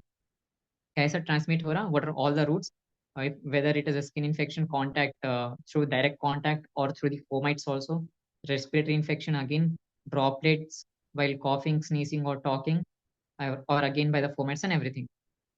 You got me right, कि mode of transmission कैसी एक person acquire कर रही है organism को. Then virulence factors. Not everybody who is going to contact the organism is going to develop the disease, right? I don't think that the organism is going to have a 100% strike rate. ऐसा नहीं है कि सभी जो भी infection acquire कर रही है उनमें डिसीज डेवलप होता. So here comes the virulence factors. Again, अगर क्या ऑर्गेनिज्म में विरुलेंस फैक्टर्स है, सपोज फ्लैजिला हो गया, पॉलीसैकेराइड कैप्सूल हो गया, मेनी अदर एंजाइम्स, तो वो इजीली स्प्रेड होता पर्सन टू पर्सन और वो डिसीज कॉजेशन में भी ज्यादा मदद करता पैथोजन को. So maybe that person with a virulent organism is definitely going to develop a disease, whereas the other person who has acquired the same organism of the same species, but if the organism lacks the virulence factors, he may not develop the disease. So इसलिए as a clinician also you should know the virulence factors. Then comes the clinical features. You mentioned about the disease, what are the agents that can cause the disease, how they might have acquired the disease, and what factors have helped the organism to infect the person and all those things.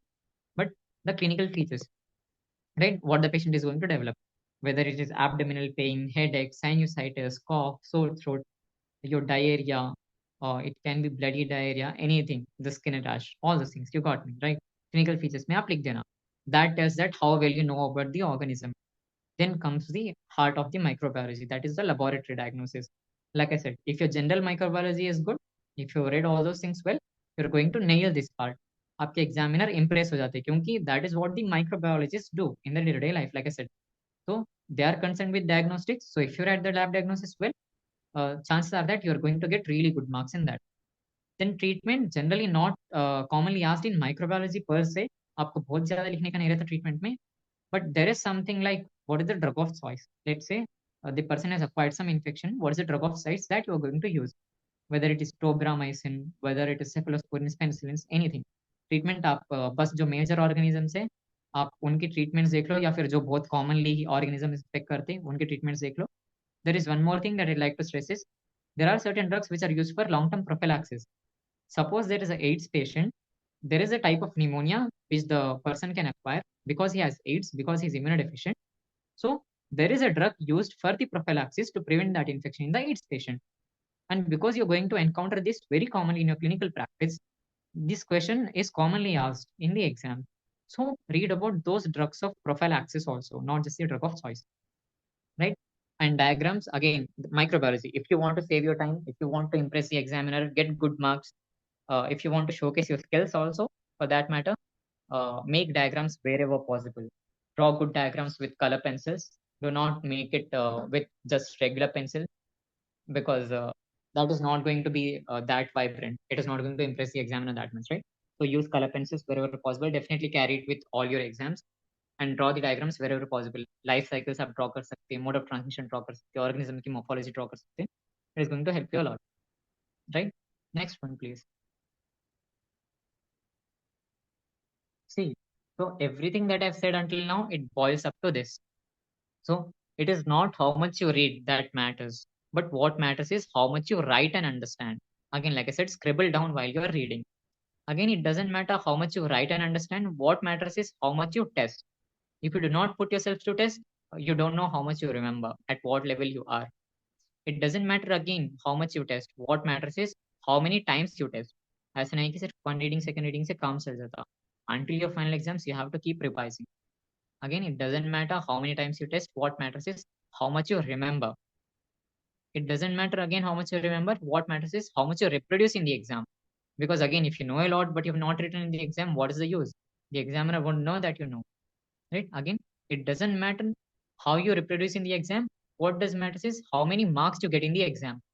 Ultimately, okay, that is what matters. Definitely, marks don't determine how good of a doctor you're going to become. But again, it definitely tells a lot about how good of a student you are. अगर क्या आप पहले से input दे रहे, बहुत ज़्यादा मेहनत कर रहे, so it is very hard for a student to flunk that subject despite all that hard work, right? So make sure that you give it all. Next one, please.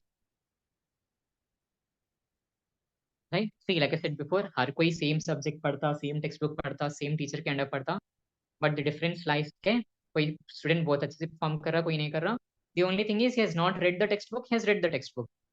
अगर कि मैं आपको कोई ऑर्गेनिज्म के बारे में पूछा, आपका फ्रेंड आंसर कर रहे लेकिन आप नहीं आंसर कर रहे, so what is the difference? आप दोनों भी सेकंड ईयर एमबीबीएस स्टूडेंट्स हैं, आप दोनों के पास भी सेम टेक्स्ट बुक है, सेम क्लास में पढ़ रहे हैं आप डेली, सिर्फ उन्होंने टेक्स्ट बुक पढ़े इसलिए आंसर कर पा रहे हैं, आप नहीं पढ़े इसलिए आप आंसर नहीं कर पा रहे. So the only difference is that person has given some input, you have not, so he has seen the result, you have not.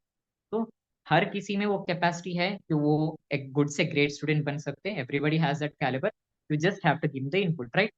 सब में दिमाग है, बस मेहनत की कमी है. The next one please. Right, so wrap up, to wrap up the things, I'd say that everything will be worth it. Definitely, maybe I've taken too long, but remember, it is a very important subject. It determines a lot in your third year and final year, and how you practice. Clinical practice aspect is also very important in microbiology. So give your best, right? Maybe you have not performed that well in your first year, maybe you have some regrets, maybe you have learned some lessons. So learn from that lessons, build upon it, and give it your all in your second year, because from third year it gets very difficult to score good marks, to score distinctions in the subjects compared to the previous first 2 years. So if you have not performed that well in your first year, if you want to prove yourself, give it your all. Microbiology is a very scoring subject, you can easily get distinction, you can improve your score also, right? So everything will be worth it, you can do this and go succeed. All the very best.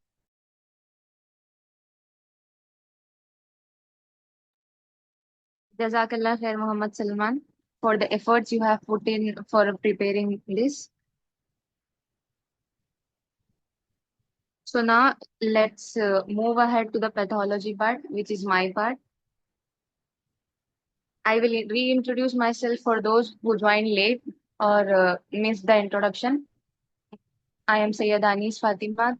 Currently, I am studying in third year MBBS in Malla Reddy Medical College. अब जैसा कि first starting में सलमान बोले कि microbiology के लिए आपको अब तक माइक्रोबायोलॉजी थोड़ा बहुत बायोकेमिस्ट्री के सिमिलर दिखा, लेकिन बायोकेम के जितना इजी नहीं है. मोस्टली 3 भी सब्जेक्ट्स पिकी है. लेकिन अब तक आप लोगों के कॉलेजेस में आपको क्या क्या रिव्यूज मिले पैथोलॉजी को लेके, लाइक आपके सीनियर्स से, आपके जो भी प्रोफेसर है उन लोग क्या बोले पैथोलॉजी को लेकर के, ये चीज आप लोग टाइप करिए.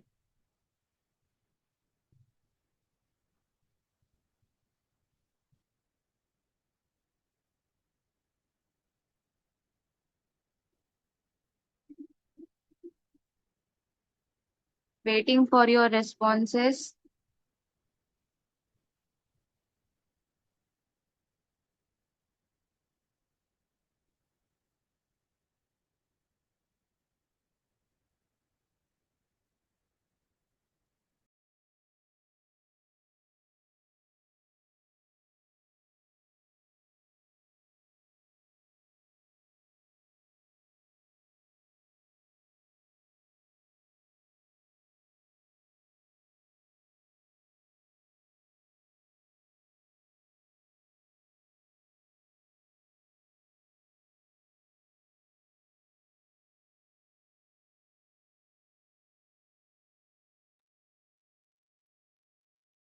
आई थिंक कोई भी नहीं सुने, मैं रिपीट कर रही हूँ मेरा क्वेश्चन कि पैथोलॉजी का रिव्यू क्या था आप लोगों को, आपके सीनियर्स से, आपके लेक्चरर्स से.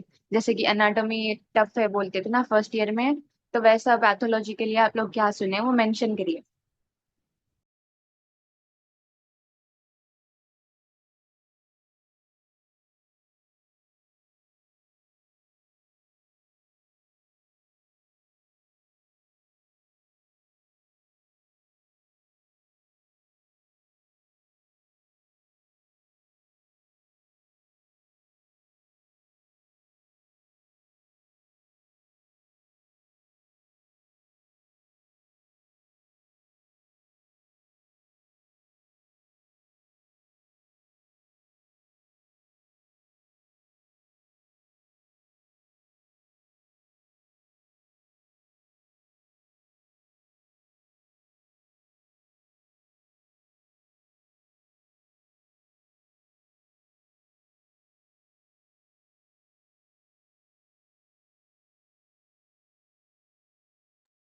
ओके, वही 3 चीज वास्ट सब्जेक्ट है, मोस्ट इम्पोर्टेंट है, और इतना जो है कंटेंट है इसमें कि आप उसको इफ एट ऑल रीड भी कर लिए बोले तो रिटेन नहीं कर सकते। फॉर लाइफ याद रखना रहता आपको एक डिसीज कैसा प्रोसीड हो रही है। तो I will start like hard है, लेकिन उसके लिए थोड़े टिप्स एंड ट्रिक्स है, अगर वो फॉलो करें तो आप इजीली उसको रिटेन भी कर सकते हैं, उसको रिवाइज भी कर सकते हैं इंशाल्लाह। तो first I will start with introducing what pathology is. Pathology is the study of cause of disease and how does it develops, मतलब वो कैसा proceed होती stages उसके, and the structural and functional changes that are seen in that disease whichever organ is affected, and if it's a multiple organ disorder, how will be the manifestations. ये है pathology. It is totally interconnected with pharmacology and microbiology. लेकिन major bulk जो आपकी medicine का है, जो आपका final year subject है, वो पैथोलॉजी है, इसलिए उसके ऊपर फोकस करना है। और एक चीज, ये सेशन में जो जो भी बुक्स एंड रिसोर्सेस हम लोग बता रहे हैं, उसके लिए फर्स्ट प्रायोरिटी आपके डिस्टिंक्शन लाना, मार्क्स अच्छे लाना, ये नहीं, क्योंकि आपको एक्चुअली सीखना क्या है। कल को आपके सामने एक पेशेंट कोई अपनी एक कंप्लेन लेके आया, तो उसको कैसा आप अप्रोच करते, आप उसको कैसा अप्रोच करते, कैसा ट्रीट करते, that will be the main thing जो पेशेंट देख सकेगा। आपको गोल्ड मेडल आने दो, डिस्टिंक्शन आने दो, उसको वो चीज आप नहीं बता सकते। तो जहन में यही रखो कि अच्छे से अच्छा हम नॉलेज गेन करेंगे, जितने भी डाउट्स है वो क्लियर करेंगे। साथ ही साथ ये सब पढ़ते हुए लाइव केसेस देखें आप लोग, उसमें जाके रिलेट करें, तो तब जाके एक स्ट्रॉन्ग बेस बनता है आप लोगों का। बिल्कुल भी सेकेंड ईयर में के सब्जेक्ट्स को जो है सो फर्स्ट ईयर के नॉर्मल सीजन थे, लास्ट लास्ट में बहुत सारे लोग हैं जो से 2 मंथ्स बिफोर भी पढ़ के पास हो गए, लेकिन वैसा करने से आपके दिमाग में कुछ रहता नहीं, पढ़ के जाते वही पेपर पे छोड़ दे के आ जाते हैं वो नॉलेज, ऐसा नहीं है। अभी से एफर्ट्स लगाइए, क्योंकि वक्त है आप लोगों के पास, अभी शुरू हुआ। क्योंकि time is the most valuable currency you have, you can use it to buy your dream branch. जो भी ब्रांच में आपको जाना है, एमबीबीएस तक तो आ गए अल्हम्दुलिल्लाह, लेकिन इसमें आप बाकियों से कुछ अलग करेंगे, वक्त को सही से इस्तेमाल करेंगे, तो आप आपको भी जो भी आप ब्रांच में लेना चाह रहे हैं, कार्डियोलॉजिस्ट गायनेकोलॉजिस्ट बनना चाह रहे हैं, वो मिलता। You will be one step ahead. So let's start. So pathology में क्या रहता, तीन रहते। First general pathology, general pathology. Second is haematology. General pathology totally उसमें सेल इंजरी, इन्फ्लेमेशन, नियोप्लेशिया, मतलब जनरल टॉपिक्स जो एकदम बेसिक है, how a cell is injured and the causes, कैसा कैसा उन्हें इंजरी होती है उसको, वो इंजरी के बाद उसके कॉन्सिक्वेंसेस क्या होते, उन्हें कैसा रिएक्ट करता हुआ cell. Third thing is how it will heal itself, मतलब उसमें उन्हें हील करता है या फिर उसकी डेथ हो जाती है नेक्रोसिस या अपोप्टोसिस से। फोर्थ इंपॉर्टेंट है, फर्स्ट ये सेल इंजरी एंड इन्फ्लेमेशन के जो टॉपिक्स है, बेसिक अंडरस्टैंडिंग आपको रहेंगी, तो नेक्स्ट सिस्टमिक में जितने भी डिसफंक्शंस रहेंगे, डिसीज रहेंगे, उसमें आपको कल को कुछ नहीं भी मालूम रहा तो एक बेसिक आइडिया रहता कि वो डिसीज कैसा मैनिफेस्ट हो रही। फर्स्ट सेल इंजरी का ये है। Inflammation is how a cell will response to any stress, physical chemical, कौन सा भी स्ट्रेस रहना दो, क्योंकि अपनी पूरी बॉडी ऑर्गन सब कुछ एक सेल से बने हुई है, तो जो भी वो सेल के साथ होगा वो अपनी बॉडी पे इफेक्ट होता है उसका। इन्फ्लेमेशन भी most important, one of the most important chapter है। Next is neoplasia. नियोप्लेशिया अगर आप पढ़ लिए तो जितने भी सिस्टम्स के कैंसर्स है ना, सब में लिख सकते हैं। नियोप्लेशिया क्या है, नियोप्लेशिया मीन्स कैंसरस सेल कैसा डिवाइड होते, उन लोगों के कैरेक्टरिस्टिक्स, माइक्रोस्कोपिकली वो लोग कैसे दिखते, and how can we identify. जैसा कि अपन एनाटॉमी में HNE स्टेन्स पढ़े थे ना, तो वैसा स्टेन करके अपन कैसे मालूम कर सकते हैं कि, अब देखिए आपको हिस्टोलॉजी पढ़ाने का मतलब ही ये था कि आप वो नॉर्मल स्लाइड्स देख चुके, अब पैथोलॉजी में आप आइडेंटिफाई करना कि क्या abnormalities है, how a cancerous cell looks like, and what are the diagnostic techniques, cancer को आप कैसा डायग्नोस करते। नियोप्लेशिया में पूरा वास्ट है वो, अच्छे से अच्छा मैं तो रिकमेंड करूंगी कि रॉबिन से कंप्लीट कर लेना, क्योंकि यू हैव टाइम। आपको अगर वो बेसिक स्ट्रांग हो गई, आपको वो कॉन्सेप्ट अंडरस्टैंड हो गया ना, नेक्स्ट जो भी चीजें हैं वो आप आसानी से टैकल कर सकते, आसानी से रिमेम्बर कर सकते। ये था जनरल पैथोलॉजी का। Next is haematology. Haematology means abnormality of blood cells and bone marrow, lymph nodes, the organs which produce them, the organs which store blood cells, which store blood cells। तो उसमें क्या आता है, anaemias. First red blood cells disorders, उसमें पूरे anaemias आते हैं।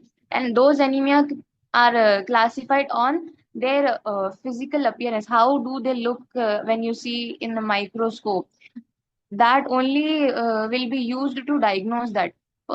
If the RBCs are smaller than normal size, अब आप नॉर्मल साइज पढ़ लिए, आरबीसी का नॉर्मल कलर पढ़ लिए, इसमें abnormalities in color, abnormalities in shape like microscopic anemia, microcytic anemia, and also megaloblastic anemia, these are the subtopics in RBC disorders. उसके बाद नेक्स्ट डब्ल्यूबीसी डिसऑर्डर्स। ये थोड़ा कॉम्प्लिकेटेड है, 4 डिसऑर्डर्स है उसमें। आप जब भी उसको पढ़ने के लिए जाएंगे, first thing try to understand how a patient will present in that disease. जैसे कि अक्यूट माइलॉइड ल्यूकीमिया है फॉर एग्जाम्पल, अभी तो नॉलेज नहीं होंगी, वो पढ़े नहीं ना, लेकिन ये चीज को नोट डाउन करके रखिए कि वो 4 जो चीजें हैं उसको एक कंपेरेटिव स्टडी करिए कि उसमें 4 चीजें देखना आप। फर्स्ट थिंग, मैनिफेस्ट कैसा हो रही, कौन से ऑर्गन्स में क्या क्या सिम्टम्स आ रहे हैं। सेकेंड थिंग, एज ग्रुप, कौन से एज ग्रुप में वो कॉमन है।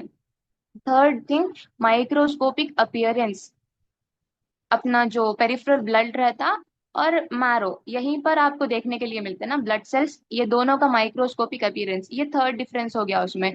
Fourth difference is little lab diagnosis side, वो लोग के जो मार्कर्स रहते, अपन माइक्रो थोड़ा बहुत बायोकेमिस्ट्री में देखे थे कि ट्यूमर मार्कर्स एंड ऑल रहते प्रोस्टेट कैंसर्स में, इसमें भी रहते वैसे एंजाइम्स एंड ऑल। ये फोर्थ पार्ट है। ये 4 चीजों से आप उसको कंपेरेटिवली स्टडी करना, एक टेबल के जैसा। मेरे पास नोट्स है, I share it on your group, एक बार ये चीज नोट डाउन करके रख लीजिए। हेमाटोलॉजी पार्ट का ये था। Next, systemic pathology. सिस्टमिक में पूरे system starting from head, CNS and then endocrine system, CVS, GIT, reproductive system, lymphatic system. ये सिस्टमिक डिसीज जो भी है वो कैसा प्रोसीड होती, उसका mainly pathogenesis means cause of the disease, how it proceeds, and उसके कॉम्प्लिकेशंस क्या निकलते इफ अपन वो डिसीज को रिजॉल्व नहीं करे कुछ भी ट्रीटमेंट देके। अब इसमें वेरिएबल रहता वो, जो भी प्रोग्नोसिस रहता, प्रोग्नोसिस मीन्स कैसा टर्न होती है वो डिसीज, उसका अगर उसको अपन ट्रीट भी कर रहे हैं तो हील हो रहा वो, या फिर नहीं और बैड साइड पे जा रहा, उसके ऊपर थोड़े फैक्टर्स रहते। उसमें मोस्टली रिस्क फैक्टर्स रहते, जैसे कि किस bad habits, smoking, alcohol, and also chronic stress and chronic exposure to any of the occupational hazards, ये risk factors. Second risk factor is age, extreme sides of age, जैसे कि बहुत ज्यादा infant है या फिर एल्डरली पीपल है, उन लोगों को। ये जो बेसिक नॉलेज है वो आप हर एक आंसर में मेंशन कर सकते। हर एक डिसीज को ये वे में आप अप्रोच करना, तो it will be easier to remember, ज्यादा एफर्ट्स ना लगते नेक्स्ट टाइम आपको कोई भी डिसीज को शुरू करने। This was the systemic part. अब मैं सब एक एक चैप्टर्स के लिए तो नहीं बोल सकती, इसलिए मैं लास्ट में एक स्लाइड इंक्लूड करी हूँ कि आप जो भी टॉपिक को पढ़ना शुरू कर रहे हैं उसको एक्चुअली आपका अप्रोच कैसा रहना, वो सब टॉपिक्स के लिए कॉमन है। I will show you. Next, text book पे आएंगे अपन।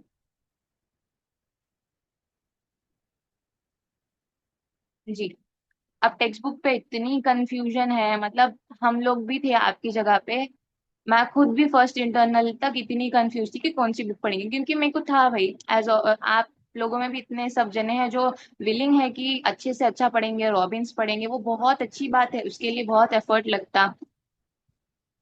लेकिन एक चीज है रॉबिन्स में, प्रोस क्या है बोले तो मोस्ट स्टैंडर्ड बुक है एंड मोस्ट रिकमेंडेड है। अगर आप रॉबिन्स पढ़ लिए, रॉबिन्स रिटर्न कर लिए, मैं पूरी बुक पढ़ने का नहीं बोल रही, जो भी मोस्ट इम्पोर्टेंट थिंग्स है जो डे टू डे लाइफ में, जैसे कि अब अपनी क्लिनिकल प्रैक्टिस को दिमाग में रख के पढ़िए।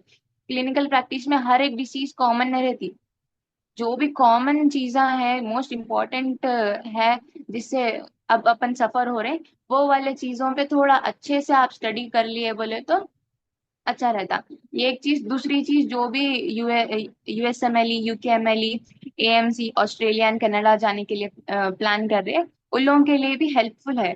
तो सब नहीं पढ़ो, लेकिन एटलीस्ट सेल इंजरी और न्यूप्लेशिया जैसे चैप्टर्स पढ़ो। और पढ़ने में भी ऐसा नहीं है कि ये बुक बहुत आसान है, इजीली लिखा हुआ नहीं है उसमें।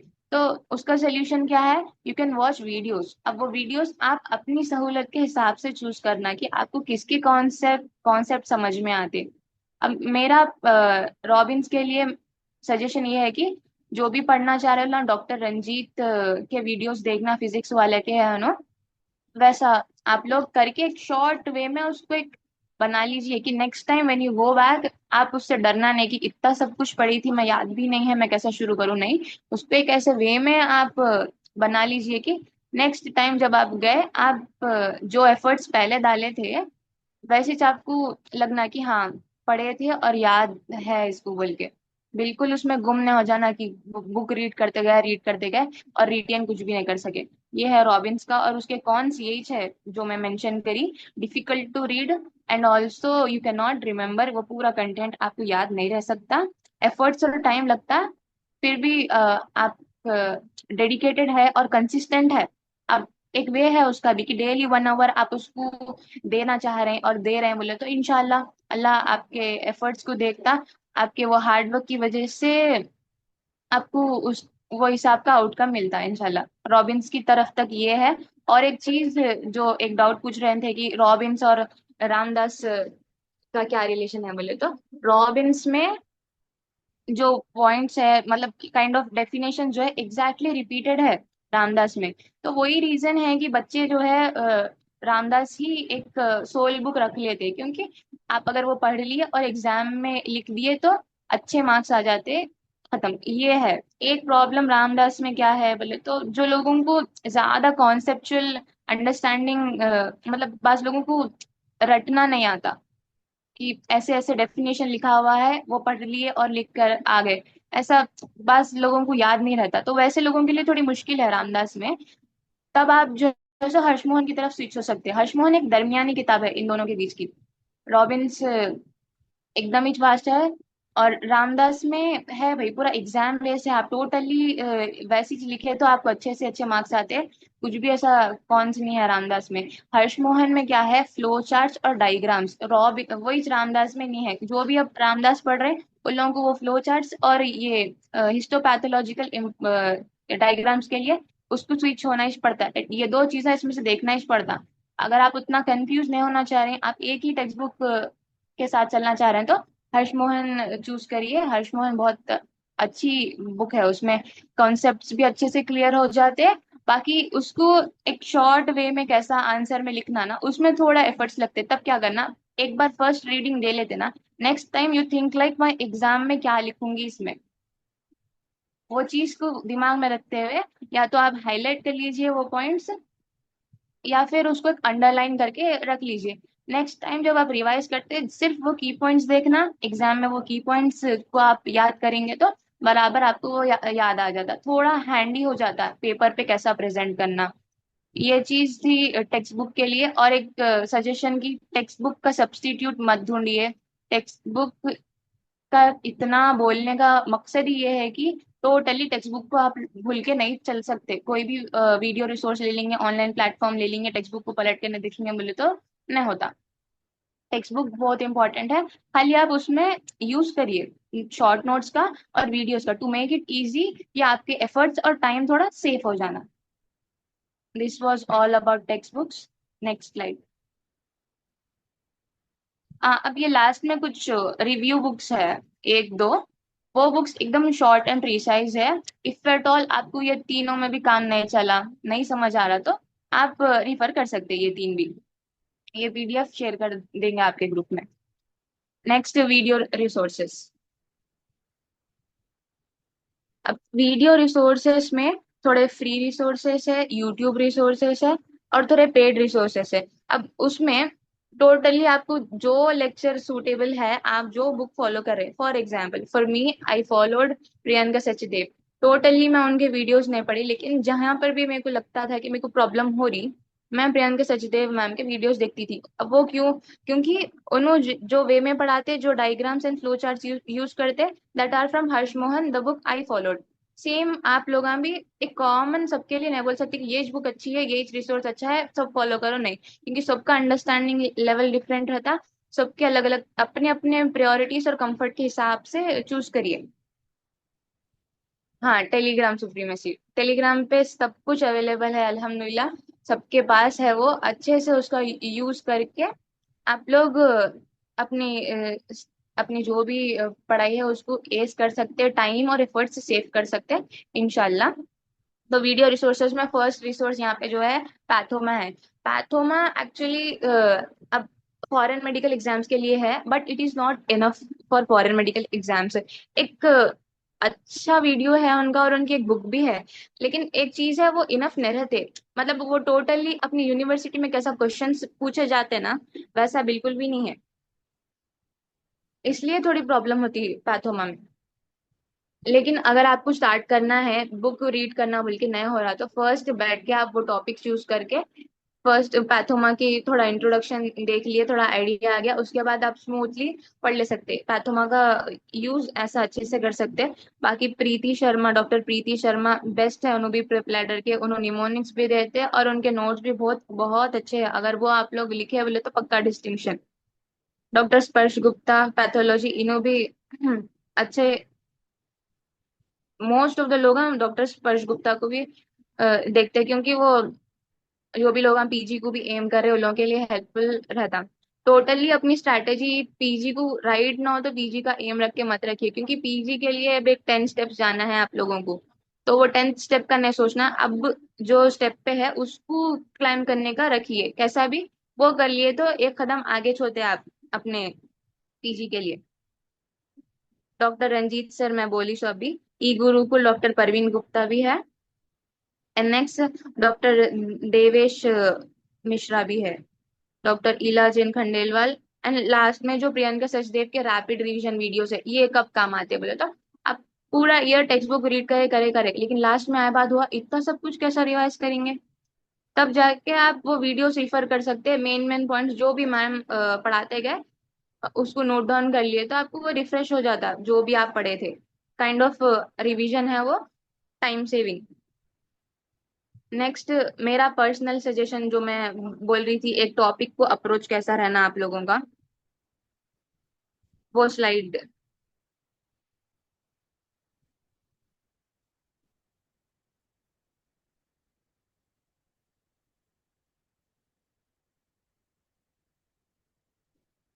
जूम नहीं हो सकती है। Okay, first step, topic you have to read और द चैप्टर। फॉर एग्जाम्पल आपको सीवीएस पढ़ना है या फिर कोई भी टॉपिक पढ़ना है, पहले सिलेक्ट करो उसको। Next thing, go to PY Qs, कोई भी बुक हो, उस्मानिया, फैल्कन्स या जो भी आप यूज कर रहे हैं। फिर उसके बाद टिक कर लो पूरे इंपॉर्टेंट क्वेश्चंस, कौन सा एलए क्यों आया था, कौन सा ऐसे क्यों आया था, वो पूरे जो भी चैप्टर है उसमें इंपॉर्टेंट मार्क्स मार्क कर लो। नेक्स्ट स्टेप, आप अगर टेक्स्ट बुक से रीड कर रहे हैं तो टेक्स्ट बुक से वो आंसर्स पढ़ लो, नहीं आप वैसा नहीं कर रहे हैं, वीडियोस देख रहे हैं तो वीडियोस देख लो, ये स्टेप। उसके बाद अगर आप टेक्स्ट बुक से पढ़ लिए तो डोंट फॉरगेट टू हाईलाइट की पॉइंट्स। वो की पॉइंट्स ही याद रहते हैं, वो ग्रामर एंड ऑल ये वो सब अपन एग्जाम में लगा ले सकते हैं, लेकिन वो की पॉइंट्स पे ज्यादा फोकस करेंगे, एक से दो बार उसको देखेंगे तो एग्जाम में अपने को जल्दी रिटेन होता और टाइम से होता लिखते जब। वीडियो देख लिए तो जरूरी नहीं है कि आपको खुद से पूरा हैंड रिटन नोट्स लिखना है, क्योंकि उसमें थोड़ा टाइम ज्यादा चले जाता है। जस्ट की पॉइंट्स और जो चीज आपको इम्प्रेसिव दिखी कि हाँ ये क्वेश्चन को ऐसा अपन रिप्रेजेंट कर सकते, ये फ्लो चार्ट इम्प्रेसिव है, ये डायग्राम बहुत सिंपल तरीके से पता है, वैसे इंपॉर्टेंट चीजें स्क्रिबल करके एक नोट्स में रख लो आप लोग। टोटली पूरा अच्छे से ऐसा रख करना, टाइम एफर्ट्स उतने नहीं, क्योंकि ज्यादा वक्त चले जाता। वीडियोस देखो और टेक्स्ट बुक रीड करो, ये हो गया बात से। वो स्क्रिबल करे सो नोट सब कुछ उठा के रख लेना। नेक्स्ट टाइम नेक्स्ट डे जब आप दूसरा कोई टॉपिक पढ़ रहे हैं उससे पहले 10-15 मिनट्स एक नजर उसको देख लिए तो प्रॉपरली वो रिटेन हो जाता। Revision is the key, revision is है जिससे अपने को अच्छे मार्क्स आते। पढ़ने वाले अपन अपन अपने जैसे बहुत सारे जन रहते हैं जो सेम रिसोर्सेज यूज करे, लेकिन डिफरेंस के को आता मार्क्स में इसलिए आता है कि आप जो परफेक्शन से प्रेजेंट कर सके आपकी नॉलेज जो भी आप पढ़े थे, वहां से आता डिफरेंस। मेरे को पर्सनली मेरा एक्सपीरियंस है, मेरे को पैथो में डिस्टिंक्शन आने की वजह यही थी कि मैं एक एलए क्यू छोड़ दी, वीएसए क्यू छोड़ दी, 18 मार्क्स मैं बिल्कुल लीविज कर दी। 82 मार्क्स का पेपर मैं अटेम्प्ट करी, मेरे को 72 मार्क्स आए। ये जस्ट 10 मार्क्स का जो डिफरेंस आया ना, जो भी मैं पढ़ी थी मैं 3 टाइम्स तो रिवीजन कर लेके गई थी, तो प्रॉपरली मेरे को रिटेन हो गया था, मैं उसको सही से कलरफुली और नीटली रिप्रेजेंट करी उसमें। वही चीज आप लोग भी करना कि कल को अपसेट नहीं होना कि हम ना इतने एफर्ट्स लगा के पढ़े, इतना हार्ड वर्क करें। यही डिफरेंस रहता है कि आप कैसा प्रेजेंट करें आपकी नॉलेज को। बिल्कुल रैंडमली नहीं लिखते हुए जाना। एक क्वेश्चन जो है कैसा रिप्रेजेंट करना, मैं नेक्स्ट स्लाइड पे बताती हूँ आपको। कुछ भी लिख रहे हैं तो नेक्स्ट स्लाइड प्लीज।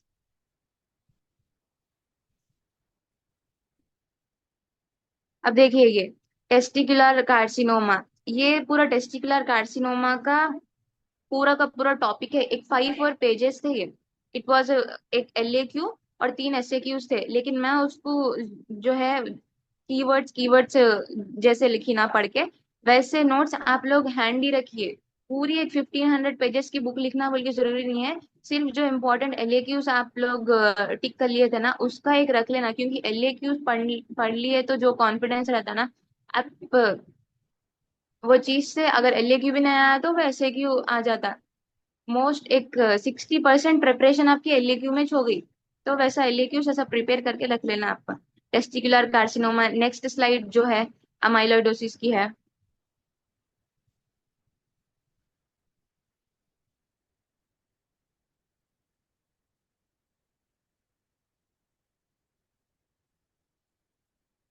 ऐसा ये अमाइलोइडोसिस का फर्स्ट डेफिनेशन, थोड़ा आइडिया सिंपल वर्ड्स में, एंड देन ऐसा कंपैरेटिवली टेबल बना के लिख लेना। अपन जो भी अंडरस्टैंड करे सिंपली अपने को जो रिटेन कर सकते एक ही बार में देख के वैसे पॉइंट्स लिख लेना। अब उसको एक टाइम देना, आप वीकली वंस या फिर एक 20 डेज में, ऐसा कि आप उसको पीछे जाके देखना, तब आपको रिटेन होते रहता है और जो चीज आप भूल गए उसको आप फिर से जो है सा पढ़ ले सकते हैं। इससे लास्ट में जो रिवीजन के लिए टाइम लगता ना वो बहुत कम हो जाता। रिवीजन इज द की, आप कैसा लिखते। उसके बाद next thing is last slide.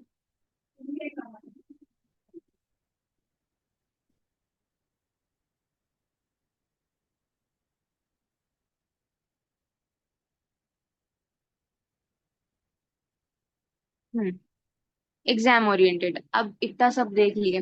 Text books हो गया, वीडियो रिसोर्सेस हो गए, पेपर कैसा प्रेजेंट करना वो भी हो गया, लेकिन एग्जाम में एक्चुअली पेपर 1 में क्या चैप्टर्स आएंगे और पेपर 2 में वो देखेंगे। Paper 1 is general pathology and haematology. Simple है, आसानी से 80+ मार्क्स स्कोर कर सकते।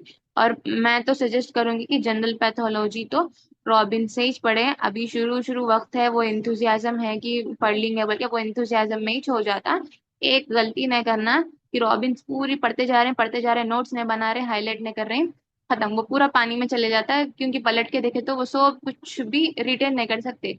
तो आप उतने एफर्ट्स दे रहे हैं, सो उसको एक राइट वे में लेके जाइए आपकी प्रिपरेशन को। जनरल पैथोलॉजी फर्स्ट पेपर में। एंड सेकेंड थिंग हेमाटोलॉजी, मैं बोल दी RBC, WBC, lymph nodes and bone marrow disorders. उसके microscopic features and also morphological. ये एग्जाम ओरिएंटेशन में मैं वहां पे मेंशन करी थी कि पी वाई क्यूज का कैसा यूज करना। पहले एक चैप्टर आप जो भी कर रहे हैं,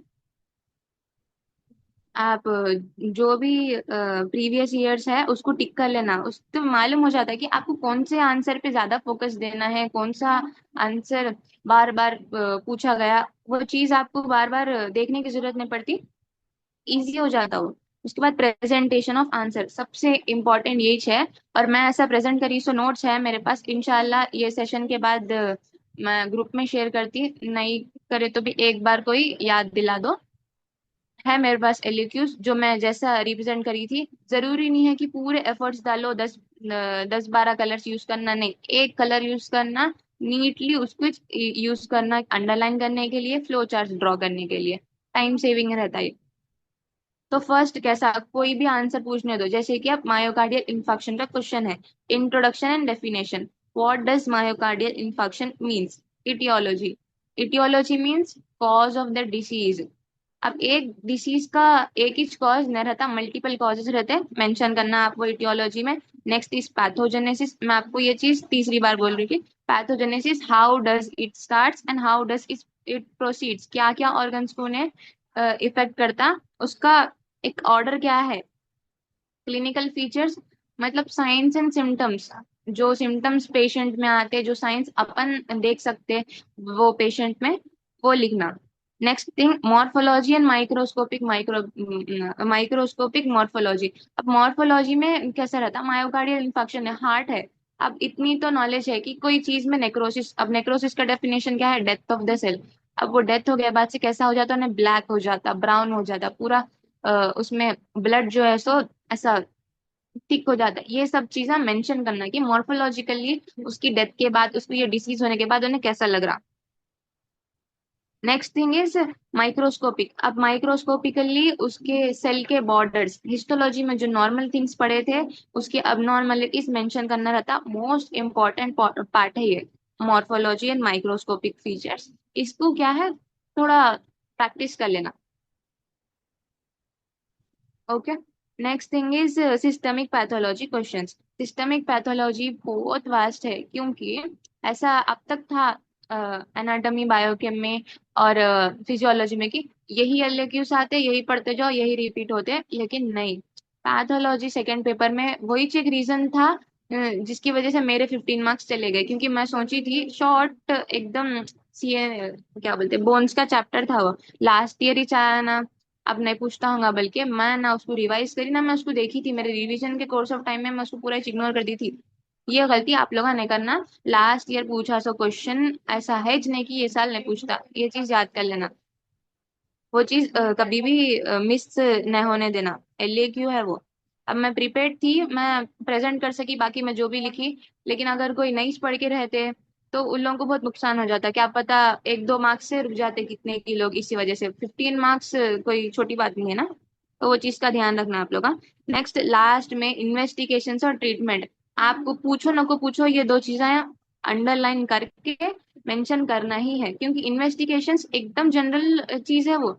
बहुत सारे डिसीजेस में सेम इन्वेस्टिगेशंस यूज होते हैं, इवन आप माइक्रोबायोलॉजी पार्ट में भी स्टडी करते हो तो कैसा भी मेंशन करना। और ट्रीटमेंट पार्ट तो टोटली फार्माकोलॉजी का है, आपको अलग से पैथोलॉजी में किसी का ट्रीटमेंट पढ़ने की जरूरत ही नहीं है। आप जो भी फार्मा में पढ़ेंगे वो यहाँ पे लिखना है। यही जो एफर्ट्स आप पेपर में लगाएंगे तो एक एवरेज पेपर में और आपके पेपर में फर्क रहता। अब एक जना पूरा पढ़ के है, पूरी प्रिपरेशन करके है, लेकिन वो 3 घंटे में उन्होंने एफर्ट्स नहीं डाले बोले तो वो वेस्ट हो जाता। एग्जामिनर को दिखना कि आपको कितनी नॉलेज है और आप कितने एफर्ट्स लगाए वो लिखने के लिए। नेक्स्ट इतना हो गया, लास्ट में जो है मैं एलएक्यूज की साइड आ रही थी। एलएक्यूज आप हर एक सिस्टम की कंप्लीटली पढ़ लो, ऐसा नहीं है कि कोई भी एक छोड़ देना, सबके पढ़ लेना, क्योंकि एलएक्यूज में एसएक्यू कवर हो जाते इफ एट ऑल। आपको वो एसएक्यू का कुछ भी आइडिया ऐसा रहता है, इसमें कि कुछ भी नहीं रहता, एलएक्यू में कवर हो जाते वो, आप आपकी नॉलेज से लिख देना। पैथोलॉजी पेपर 2 का ये है। अब exclusively, yes, heart muscles doesn't get enough blood supply, वही तो है। ये चीज एक कॉमन अप्रोच रखो आप हर एक डिसीज को, cause and the reason and how it is proceeding and what we can do to prevent that. Like prophylactic medicine बोल के रहती है फार्माकोलॉजी में, मतलब आप कैसा प्रिवेंट कर सकते हैं कि वो इंसान को वो कॉम्प्लिकेशन नहीं जाना। यही है, सिंपल रखिए और अच्छे से जो है, अब कॉम्प्लेक्स मत बना लो कि कौन सा रिसोर्स है, टेक्स्ट बुक है, ये वो नहीं, सिंपल रखो, सिंपली उसको फॉलो करो, इंशाल्लाह हो जाता। नेक्स्ट एग्जाम एक्सक्लूसिव जो बुक्स थे उसको बहुत लास्ट ऑप्शन रखिए, इसलिए सर भी हटा दिए वो, क्योंकि आप लोग वो देखना ही नहीं, पैथोलॉजी को तो नहीं देखना, उतनी नौबती न ला लेना, क्योंकि जब आपको कुछ भी समझ में नहीं आता, इतना वास्ट है वो, शॉर्ट भी शॉर्ट, आप वो टाइम पे कोप कर सकते नहीं कर सकते, अपने आप को चैलेंज मत दो पैथोलॉजी को लेके, पढ़ लो, टाइम रहते थोड़े थोड़े एफर्ट्स लगा के पढ़ लो। मोस्टली मैं रिकमेंड करती last last option smart notes, अगर आप बहुत ही मजबूर है कि कुछ भी आप नहीं पढ़े पूरा साल बोले तो वो लास्ट ऑप्शन रखो, क्योंकि अल्लाह ताला भी इंसाफ करने वाले हैं, आप जैसे एफर्ट्स देंगे आपको वैसे रिजल्ट्स मिलेंगे। आप कोई पूरा साल पढ़ रहे हैं तो उनको वो हिसाब से एफर्ट, उनके रिजल्ट्स आते, आपके एफर्ट्स के हिसाब से आपको रिजल्ट्स आते। So my part is done. And now I would like to invite Saifuddin Athar to talk on clinical postings, as it is very important.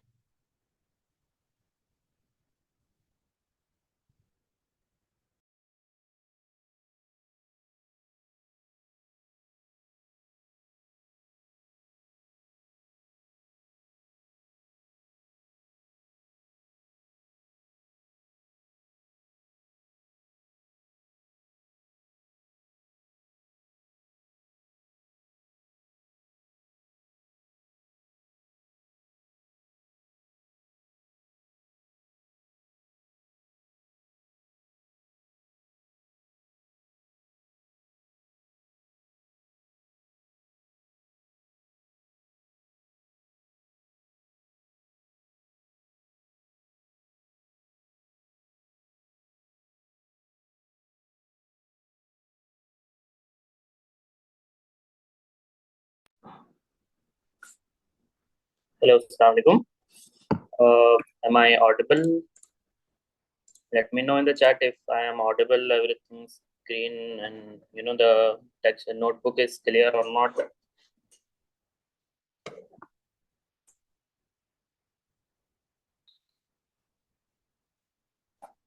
All right. So I would like to ask, how are you feeling?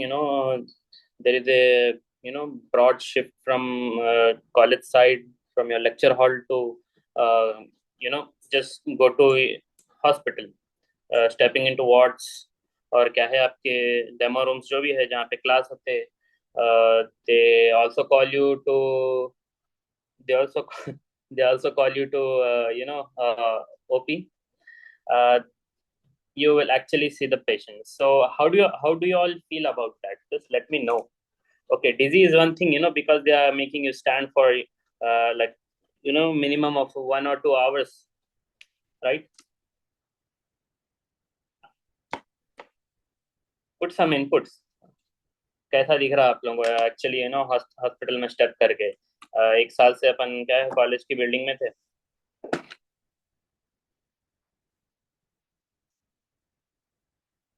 मजा आ रहा? Alright, what else new? what else new? नया क्या है भाई? Nervous, energetic, taking history from patient is very interesting. That's cool. Alright, ठीक है, चलो. Doctor वाली feeling, alright, that is also good. Yeah, doctor वाली feeling, basically, first year खत्म होती कि what I did was, I bought the stethoscope and I bought the scrubs. So I thought I would attending the OTs and all those things. For departments में they will allow you to go to the OT and all those to just watch the surgeries how they are doing. So let's wrap this thing pretty fast. So I was telling what is the purpose of keeping the posting and all those things, to get a good exposure from for the clinical side. कि you have to know कि एक patient आपको कैसा present करेगा. ठीक है. You have all the departments. You have medicine, surgery, the major departments like medicine, surgery, obs gynae, orthopedics, and all those things. ठीक है. तो वो डिपार्टमेंट्स में आपको गए तो क्या दिख रहा है कि the patients are coming, they are coming with XYZ complaints and all those things. So main purpose of keeping your clinical posting is you should have a good exposure. You should know the signs and symptoms of how the patient presents. So जिसको अपन क्या है clinical presentation बोलेंगे. So how they actually present in the OP with all the complaints, all those things. So let's move on to the part where I'll tell you what you should do in your postings. कि first आप लोग जाते तो they'll call you, you have to first report to the department. Report करते आप लोग. They will tell you to learn something or take a case. ये सब बोलते हैं आपको जाके केस लेके आओ. ठीक है. In some departments, in some colleges, they first take class कि कैसा लेना केस हिस्ट्री कैसा लेना, what all you should ask. ठीक है. If you are aware of the fact that I have posted a PDF in your group, your Medicos group, regarding the format of case sheet. ठीक है. तो कैसा आपको उनके नाम पूछना है, उनका एज, फिर उनके chief complaints, then history of present illness, then उसके बाद क्या है past history and all those thing etcetera etcetera. ठीक है. सो लोग फर्स्ट आप लोगों को क्या है, they will take you a class on how to take history. ठीक है. Then what are the complaints. They will all explain you कि ये डिवीज में ये होगा, वो डिवीज में वो होगा, everything they will explain. ठीक है. The thing is you have to first attend this posting. ठीक है. Next thing is उसके बाद क्या है, you will go to your wards. ठीक है. wards को जाएंगे, then you will take history in the prescribed format of your जो क्लास में बोलते हैं आपको, you have to take the history. Then आपको क्या पूरा नोट डाउन कर लेके आना है, उनको कैसा लेते क्या करते. So regarding the history taking part, there are certain books also, जिसको clinical manuals बोलेंगे. major subjects है like surgery कैसे एस दास है आपके पास. ठीक है. then you have Hutchinson for medicine. ठीक है. मेडिसिन जो हचिंगसन है आपके पास. देन और क्या है आपके पास, for obs gynae you have क्या है, शर्मिला अरुण बाबू.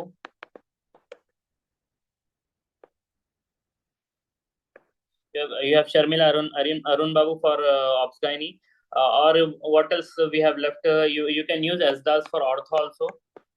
ठीक है.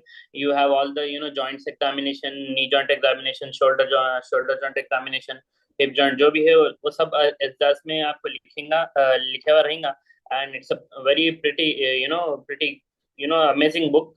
इसके अंदर क्या है, आपको एक एक चीज, एक एक कंप्लेंट के बारे में क्यों पूछते, कई को पूछते, कैसा पूछते, ये पूरी चीजें नहीं है. देन उसके बाद उसमें एग्जामिनेशन का भी पार्ट रहेगा आपको. ठीक है. One more book for paediatrics क्या है, मणिपाल बोल के एक बुक है by Dr. Kafil Khan. So if you want, you can just refer to those books. ठीक है. So next thing is history ले लिया. हिस्ट्री ले लिया बाद क्या है, you have to go through all those complaints. You have to see कि I'm sorry, wait, history ले लिया आप, तो then you will have the examination part. ठीक है. एग्जामिनेशंस रहते हैं आपको कि एक पेशेंट को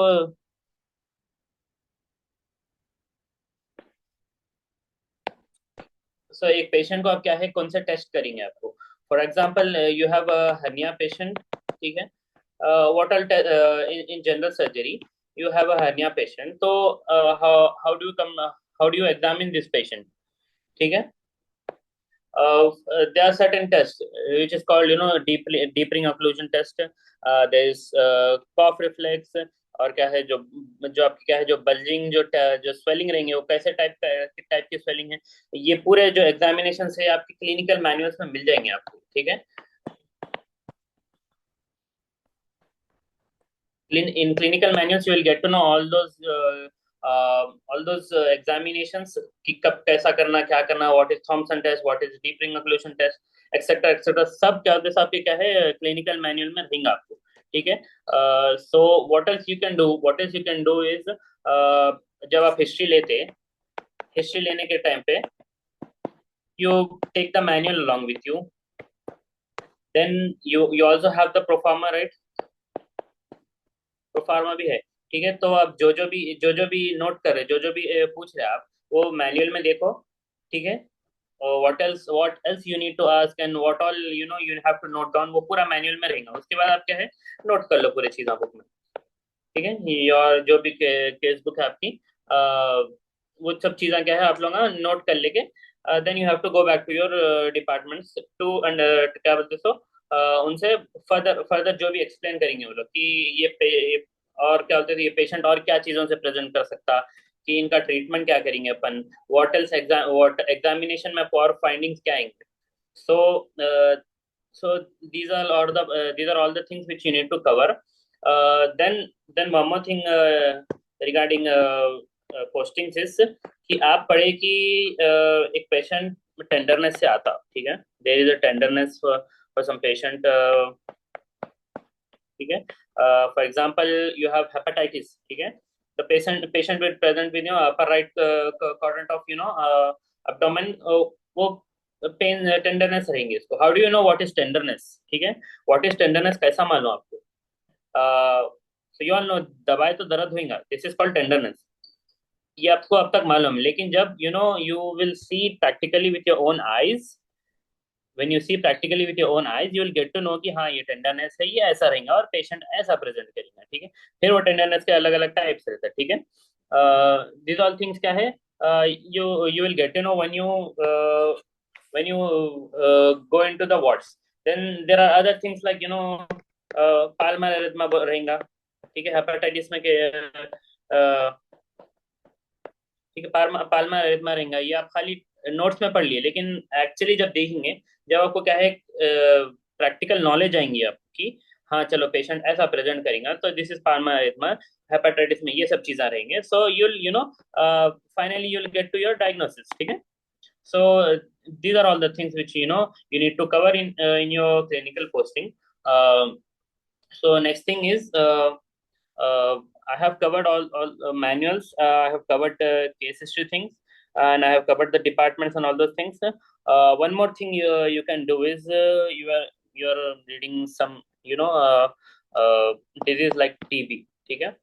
आपके आपके क्या है ओपी में टीबी का केस आया, ठीक है। He is now admitted, now he will be called an inpatient, ठीक है। So आप जो भी पोस्टिंग को जाएंगे, he will definitely be admitted in your medicine department or your pulmonary medicine department। तो आप जब जाएंगे वहां पे तो डे 1 को आप देखो what all complaints he was present with। then next thing is उन केस शीट भी रहेंगे आपकी वहां पे, ठीक है। केस शीट में भी आप देख सकते हैं उनकी क्या क्या कंप्लेंट्स है। Next thing is this is on day 1, ठीक है। देन डे 2 को आप जाएंगे कि क्या प्रोग्रेस हुआ डिजीज का, ठीक है, क्या प्रोग्रेस हुआ, and then what all medications they have prescribed, ठीक है। What all medications they have prescribed और व्हाट आर द रिपोर्ट्स, ये सब चीजें आप क्या है जाएंगे, you will note all those things. Then next thing is further क्या है प्रोग्नोसिस क्या है उसका। in this way what you are doing is you are actually studying the progress of a disease, the natural course of a disease। ये सब चीजें क्या है आप लोग स्टडी करेंगे when you follow up a case। this is just an extra tip। so ये एक टिप आप फॉलो कर सकते हैं। then you will be thorough with all those examination and all those things। ये आपको आपके फाइनल ईयर में भी काम आएगा then you are studying pathology, right? So pathology में भी आपको क्या है, वो साइन एंड सिम्टम्स के बारे में एक क्लियर नॉलेज आ जाती. these all things they are presenting. then the next thing is, जब आप ये जो ट्रीटमेंट का पार्ट है, उसमें आप क्या है, ड्रग्स जो पढ़ते हैं आप, उसको भी आप क्या है, आपके फार्माकोलॉजी में you can you can study all those things कि what is the mode of action, कैसा काम कर रहा, और उसके साइड इफेक्ट्स क्या रहेंगे, पेशेंट पे भी आपको दिखेंगे वो लाइव साइड इफेक्ट्स, ठीक है. So all those things, you will get to know in clinical postings. The main thing, why the clinical postings are there for you is because you don't study anything in your college, first of all, ठीक है. Theory में आप लोग कुछ नहीं पढ़ते classes में, right. Lectures are kind of boring, लोग कुछ भी स्लाइड्स करते रहते हैं, slides they will rotate the slides, ठीक है. some teachers are exceptionally good, some just come and read the slides and go. बाद में आपको जाके पढ़ना ही रहता. So why postings are kept, to actually study what is taught in your medical college, ठीक है. medical college मतलब posting, that is the main thing. So I suggest everybody of you to attend your posting. बहुत जने क्या करते, hospital में जाते, कहीं खाली डेमो रूम देख लेते, जाके टाइम पास करते या सो जाते, कुछ भी करते.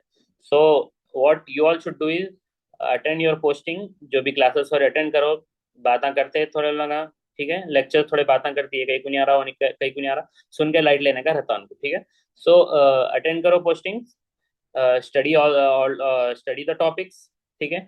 आप एक केस लेने से पहले भी पहले जाके पहले एक क्या है टॉपिक पढ़ लो आप पहले, वो केस से पहले, तो आपको और थोड़ी नॉलेज आ जाती. then you can go to your wards, or you can go to your OP, and you can understand the disease better. As an example, I'll give you an example of mine. I was posted in ortho. So वहीं OP में एक patient आया. He had a fallen outstretched hand. He had a fallen outstretched hand. इसको क्या करे, उसको x ray के वास्ते भेजे. Then his x-ray came. So at that time I only study Colles fracture, Smith fracture, फिर क्या है Montegia fracture and Gallisi fracture. ये छोटे छोटे टॉपिक्स जो है वो पढ़ के था. So I didn't know about one more fracture named Barton's fracture, ठीक है. So जाके उनका केस लिया मैं, we took the case history, we took the complaints, उनका एग्जामिनेशन करे. So हम लोग उसको क्या बोले, कोलिस बोल के बोल दिए, सर के सामने जाके कोलिस फ्रैक्चर बोल के बोली. Then सर बोले कि no, you all are completely wrong. This is not Colles fracture. Because this is not Colles fracture. This is actually Barton's fracture. ठीक है, Barton's fracture है. So Barton's fracture is an क्या है fracture of the क्या है radius का fracture है वो. So you have to differentiate with Colles fracture. So ये सब चीजें आपको क्या है, इसको डिफरेंशिएट कैसा कर सकते हो बोले तो when you see it live. Sir बोले, सर उसके बाद फिर क्या करे, एक्सरे लेके आए, एक्सरे लेके आके समझाए कि यू आर रॉन्ग, कि this is not Colles, this is Barton fracture. So you should be able to differentiate कि कोलिस कैसा प्रेजेंट करता, बार्टन कैसा प्रेजेंट करता. So that's all for it. That's all for now from my part. I hope you all I hope you all follow up this, and you will be regular in your postings. So I now give the stage back to the host.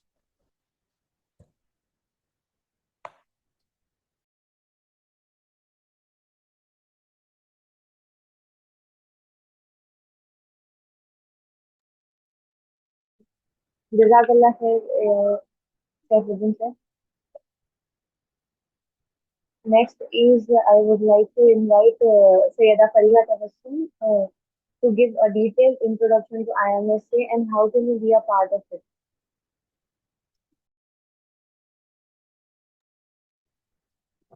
Assalamu alaikum warahmatullahi wabarakatuh. How are you all?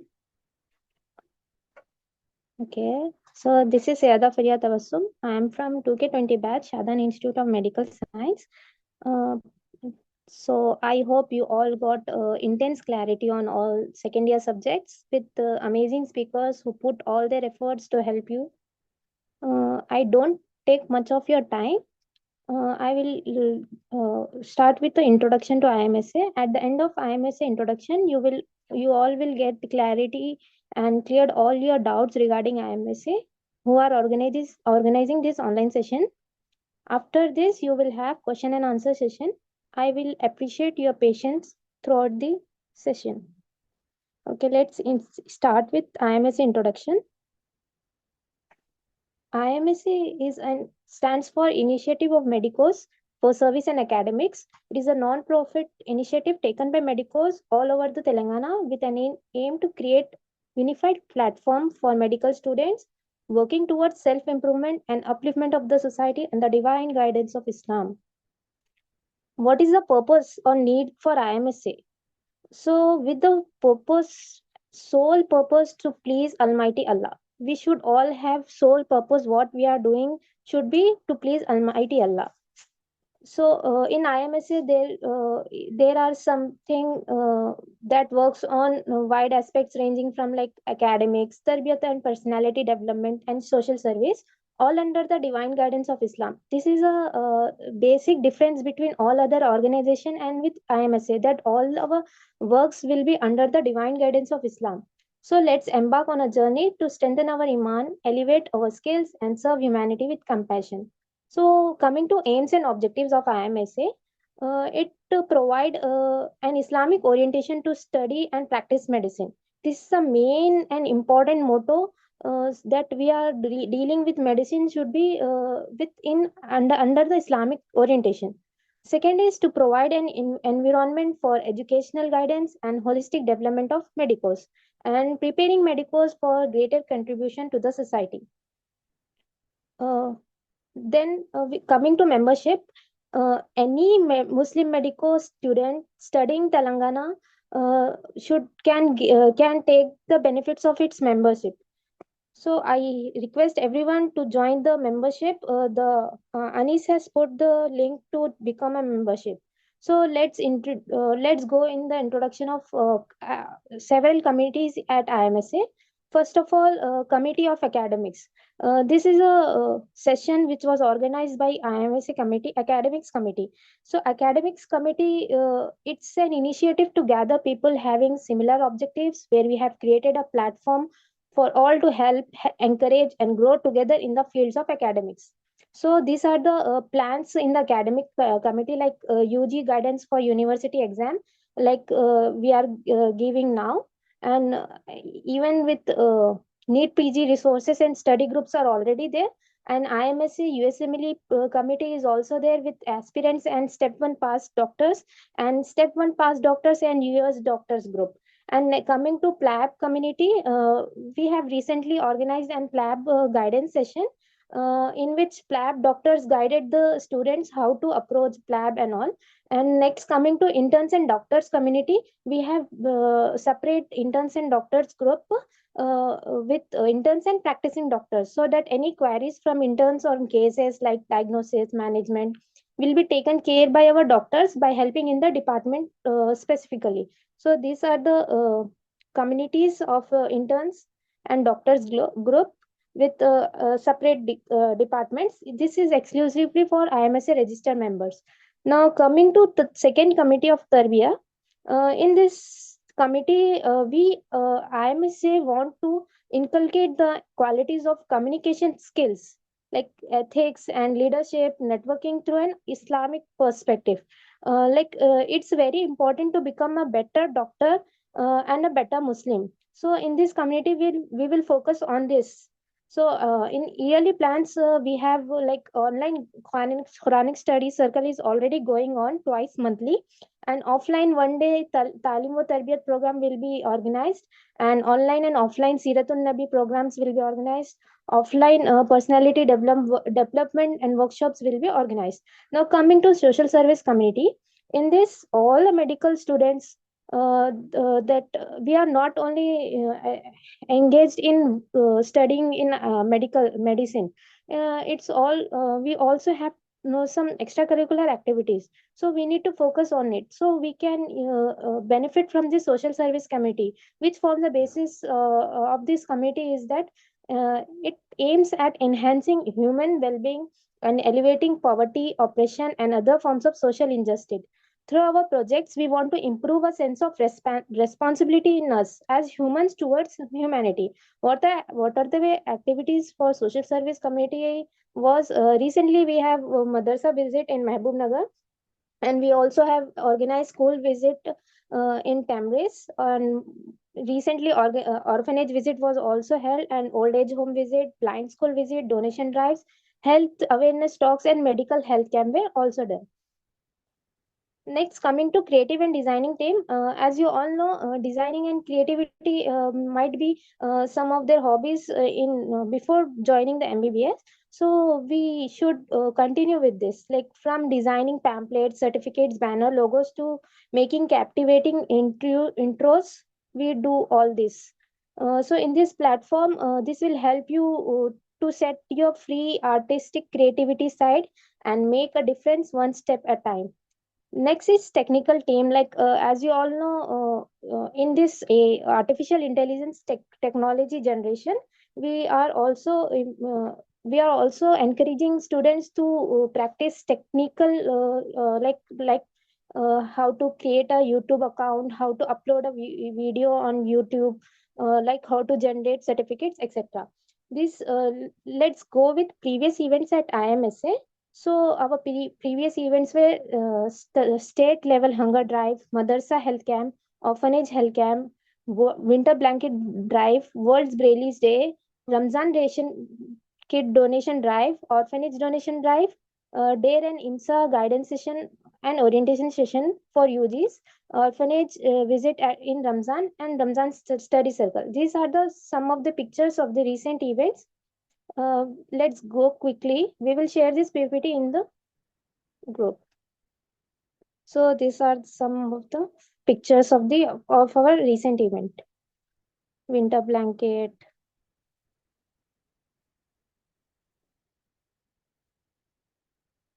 An academic session were also organized this year. Coming to organization structure, IMSA have both the level of body, like state level body and supervision body. At state level body, they are president, vice president from boys and girls, and general secretary, boys and girls, and treasurer. At state level committee, at all the committees like academic committee, academic tarbiyat committee, and social service committee, we have specific in charges for it. Now coming to how I become a member of IMSA, you just need to fill this Google form link that is shared in the chat box also. Like soon after submission of the membership form, you will receive a confirmation mail along with your membership ID, and you will be added to our official groups. Okay, and what are the benefits of joining IMSA? Like IMSA aims to provide you medical students a network to help your academics endeavors, to chance to build on your CV, like how to improve yourself, leadership skills, and exciting opportunity for interns join our academics, interns, and doctors group, and an opportunity to work on social service activities and integrated work with other organizations. And note that certificates will be provided based on your contribution on what respective events you have contributed. This is our present leadership with president, vice president, general secretary, boys and girls, and treasurer. Our supervision body has chief patron of Dr. Abdul Ahmad Kabir sir, DARE state president, and guides and mentors Dr. Hamad Hafiz Usama sir and Dr. Talha Fayazuddin sir. And these are the specific in charges of the committee, and these are the members of managing committee. In the halls of healing where humanity's spirit is reborn, come join us, dear Medicos, where compassion thrives and leaders are born, with stethoscope as our vans and kindness as dawn. Together we'll sculpt stories of resilience, weathering any storm. اللهم إني أسألك العلما نافعا ورزقا طيبا وعملا متقبلا. Jazakallah khair. If you have any queries, just post in the chat box.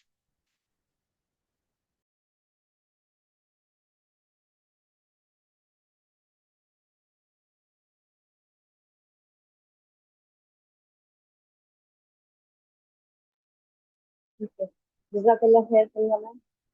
Next, we will have a question answer session. You can unmute And you can also keep it in the chat box. First, we will start by pharmacology. If you have any queries related to pharmacology, you can raise hand, and also you can type it in the chat box.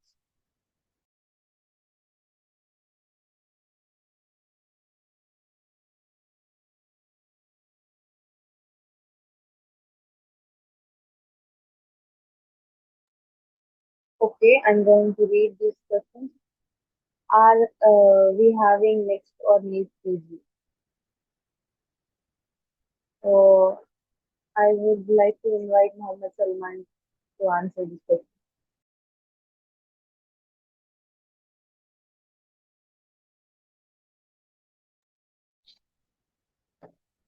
What was the question again?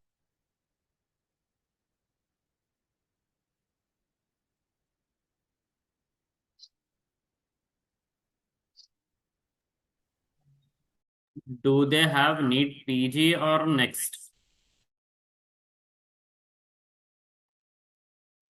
Currently, like nobody knows.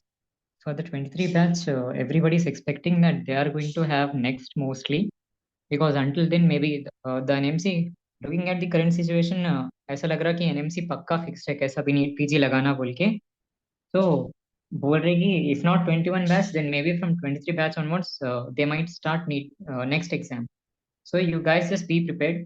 अभी तो आप लोग second year में हैं, do not worry a lot about that. Whether it is NEET PG or next examination, in my opinion 2 years are enough. अगर कि आप third year में भी स्टार्ट करें तो part of third year final year and new internship. अगर कि fourth year में भी स्टार्ट करें तो your fourth year and internship.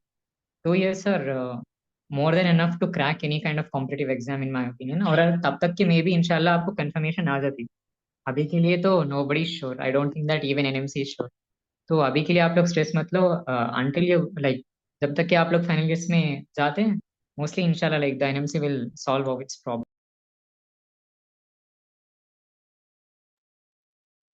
Just want to add one point.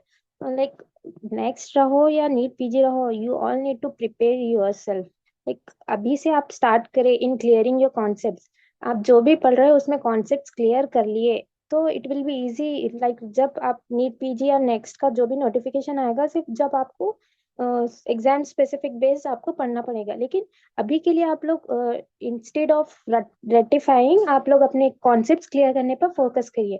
Because अभी से नीट नेक्स्ट का सोचना इट्स गुड, लेकिन कॉन्सेप्ट्स पर ज्यादा टाइम देकर वो क्लियर करेंगे एंड वो ओरिएंटेड में आप अपनी पढ़ाई पढ़ेंगे. लाइक पैथो में जो भी डिजीजेस के पैथोजेनेसिस है वो क्यों हो रहे हैं उसके कॉन्सेप्ट्स क्लियर करके, एंड लाइक फार्मा में जो भी मैकेनिज्म ऑफ एक्शन रहता है ड्रग का वो सब मालूम करके आप लोग अभी से प्रिपेयर कर लिए. तो एट दैट टाइम आपको सिर्फ रिवाइज करना पड़ेगा and previous years question solve करके you can inshallah crack whatever exam will be there, like next रहो या नीट पीजी रहो.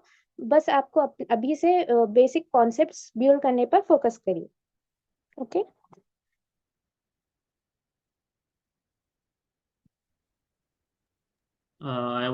कोई डाउट पूछ रहेगी. आई वांट टू आस्क कि आप कौन से वीडियोस देखते हैं for pathology, as Ranjit sir videos are pretty lengthy.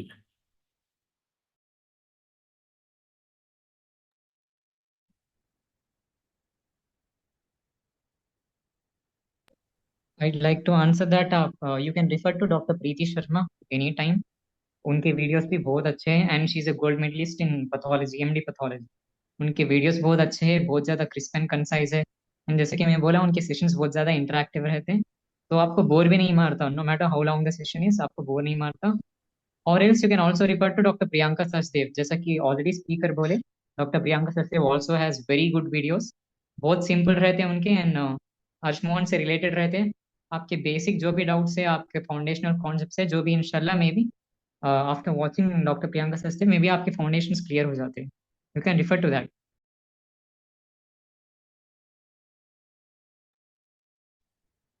How do we make sure that we don't forget our previous year knowledge?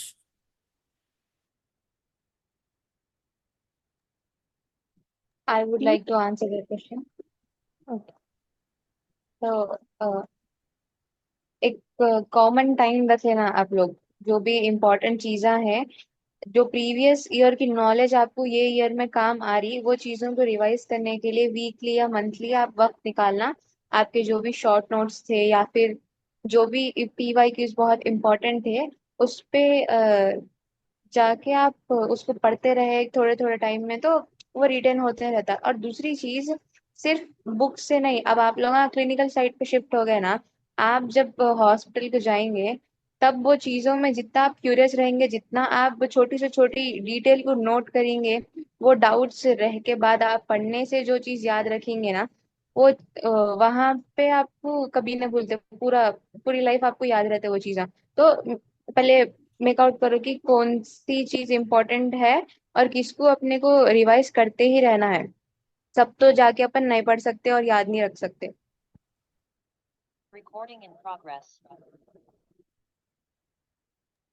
One more thing I like to add कि आप previous year के concepts नहीं भूलना, तो आप ये करना कि आप कंटिन्यूअसली कॉन्सेप्ट्स को अप्लाई करते रहना। सी आप क्या कर सकते हैं, अब जब आपके पोस्टिंग स्टार्ट होते हैं, so that is when all your concepts get brushed up. आप जब पोस्टिंग्स अटेंड करते हैं तो आप पेशेंट्स को एनकाउंटर करते हैं ना, तो ऐसा नहीं हो सकती कि आपके पास सिर्फ सेकेंड ईयर के जो सब्जेक्ट के रिलेटेड है सिर्फ वही पेशेंट्स आते बोल के, that is not going to happen, right. आप जो प्रीवियस ईयर के पेशेंट्स है, प्रीवियस ईयर में जो सब्जेक्ट्स थे उनके रिलेटेड पेशेंट्स को भी देखने वाले हैं। जो सब्सिक्वेंट ईयर के सब्जेक्ट्स है उनमें जो डिसीजेस पढ़ने वाले होंगे आप, उसके रिलेटेड पेशेंट्स भी आते हैं। So definitely make good use of clinical postings. आप बहुत सी चीजें ब्रश अप कर दे आपके, and I am saying this from my own personal experience. जैसे कि मैं सेकेंड ईयर में मेडिसिन की एक पोस्टिंग अटेंड कर रहा था। एक पेशेंट आए थे विद इंट्राक्रेनियल हाइपरटेंशन और something, and the doctor there asked me what is the rule that determines the delicate balance between the pressures।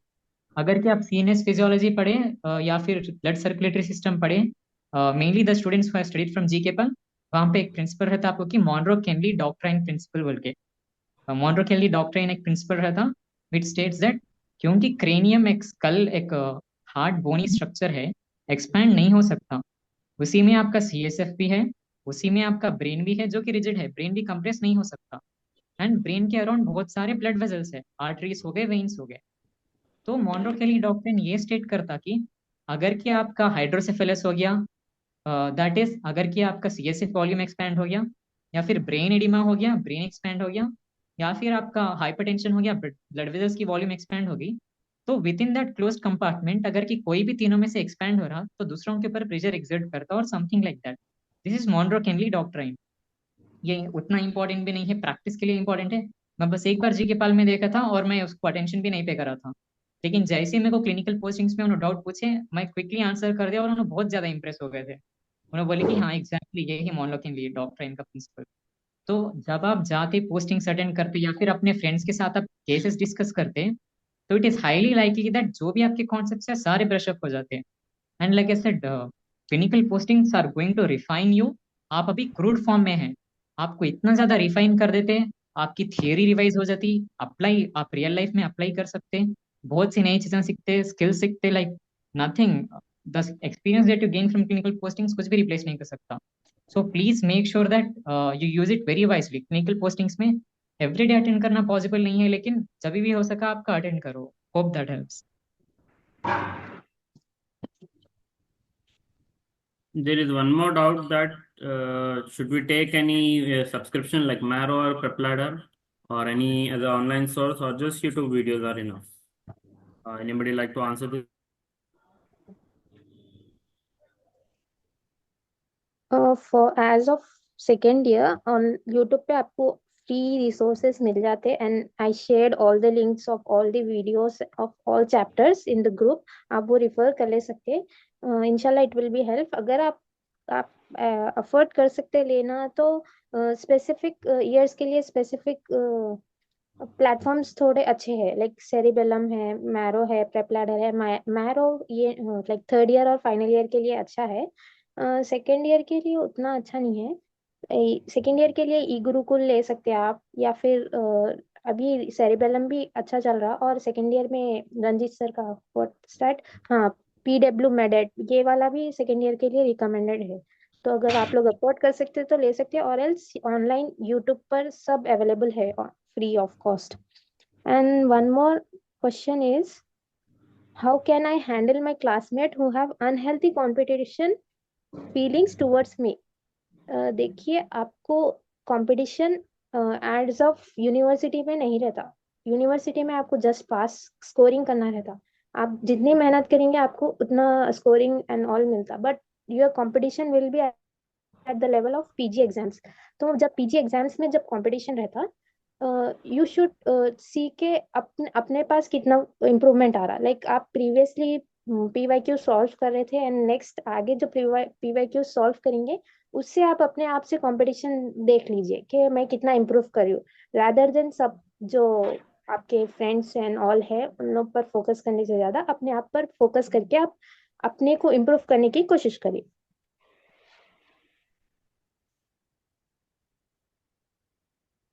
Do Marrow or Prepladon notes contain all main points of standard books? Yes, Asfiya, like थोड़े अच्छे खासा content तो मिल जाता, concepts and all भी clear हो जाते, and PYQs के ऊपर भी रहता। उन लोग पीवाईक्यूज बेस में लाइक पास प्रीवियस ईयर्स क्वेश्चंस में जो क्वेश्चंस पूछे कॉन्सेप्ट बेस्ड वो वाले इंक्लूड रहते उसमें। I would like to add a point to it कि just because you're following marrow या प्रेप के नोट्स doesn't mean कि आप रीडर्स को साइड में रख देंगे, टेक्स्ट को साइड में रख देंगे। That shouldn't be the case. आप लोग पहले टेक्स्ट पढ़ना, उसके बाद नोट्स पढ़ना। हाँ एग्जैक्टली, टेक्स्ट बुक पढ़ना स्टार्ट कर दीजिए आप लोग, स्टैंडर्ड बुक्स पढ़ना, सो दैट आप लोगों का वेब पेस मेंटेन रहे। One more thing is you'll get more vast content on Telegram. बहुत ज़्यादा ही कंटेंट है टेलीग्राम में, थोड़ा एक बार डिग अप करो आप लोग, so you'll find everything on Telegram. Doctor Najeeb's lectures कैसे हैं for now as well as for PG?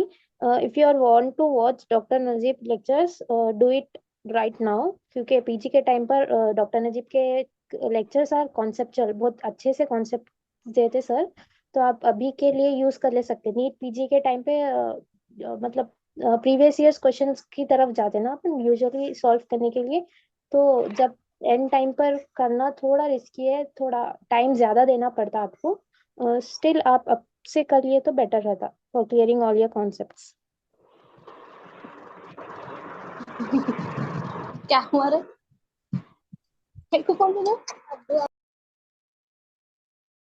There's a question: is highlighting and annotating Robins a good enough substitute for notes since making notes is time consuming? Now it depends कि ये notes आप university के लिए this substitute आप university के लिए consider कर रहे हैं या पीजी के लिए? Because if it's for university, it might not be enough because बहुत concise रहता है Robins. It's just the keywords. सिर्फ रिवाइज करने के लिए करे तो well and good.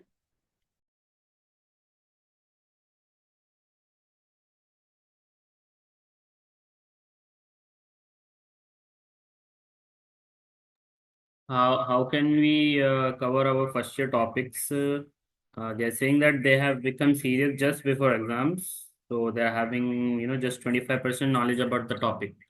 So how do you tackle this? I would like to answer this. There are rapid revision videos in every platform and also on YouTube. So you just watch those videos. उसमें आपको जल्दी जल्दी जल्दी क्या है, they will finish up that topic, that subject. एक like 2 to 4 hours का एक लेक्चर रहेगा, उसको आप 2x या 1.75 करके देख लीजिए. So you all apparently you all can cover all those topics which you have missed previously.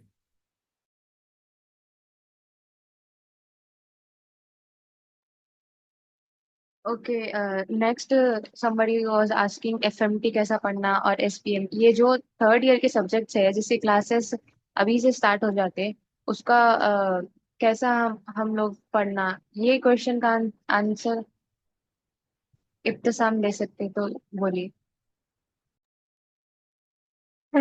FMT कैसा पढ़ना? Firstly, it's like the third year subject, तो सिर्फ क्लास में एक बार पढ़ा लिया और अगर आप सिर्फ टेक्स्ट को भी गो थ्रू कर लिए तो इट्स मोर देन एनफ। उसके लिए आपको बैठ के अलग से एफर्ट्स डालने की जरूरत नहीं है। In third year, you will get enough time to cover those two subjects. So it's not a big deal, to worry about it in second year.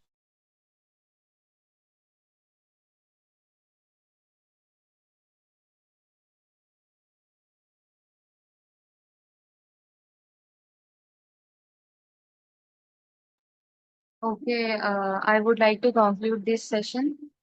On behalf of IMSA, I thank our speakers for their valuable guidance. Their commitment to mentoring future doctors is truly inspiring.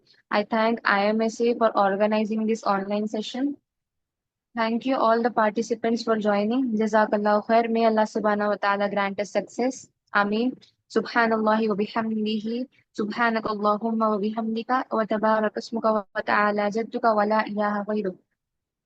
Jazakallah khair. And don't forget to leave your feedback in WhatsApp group.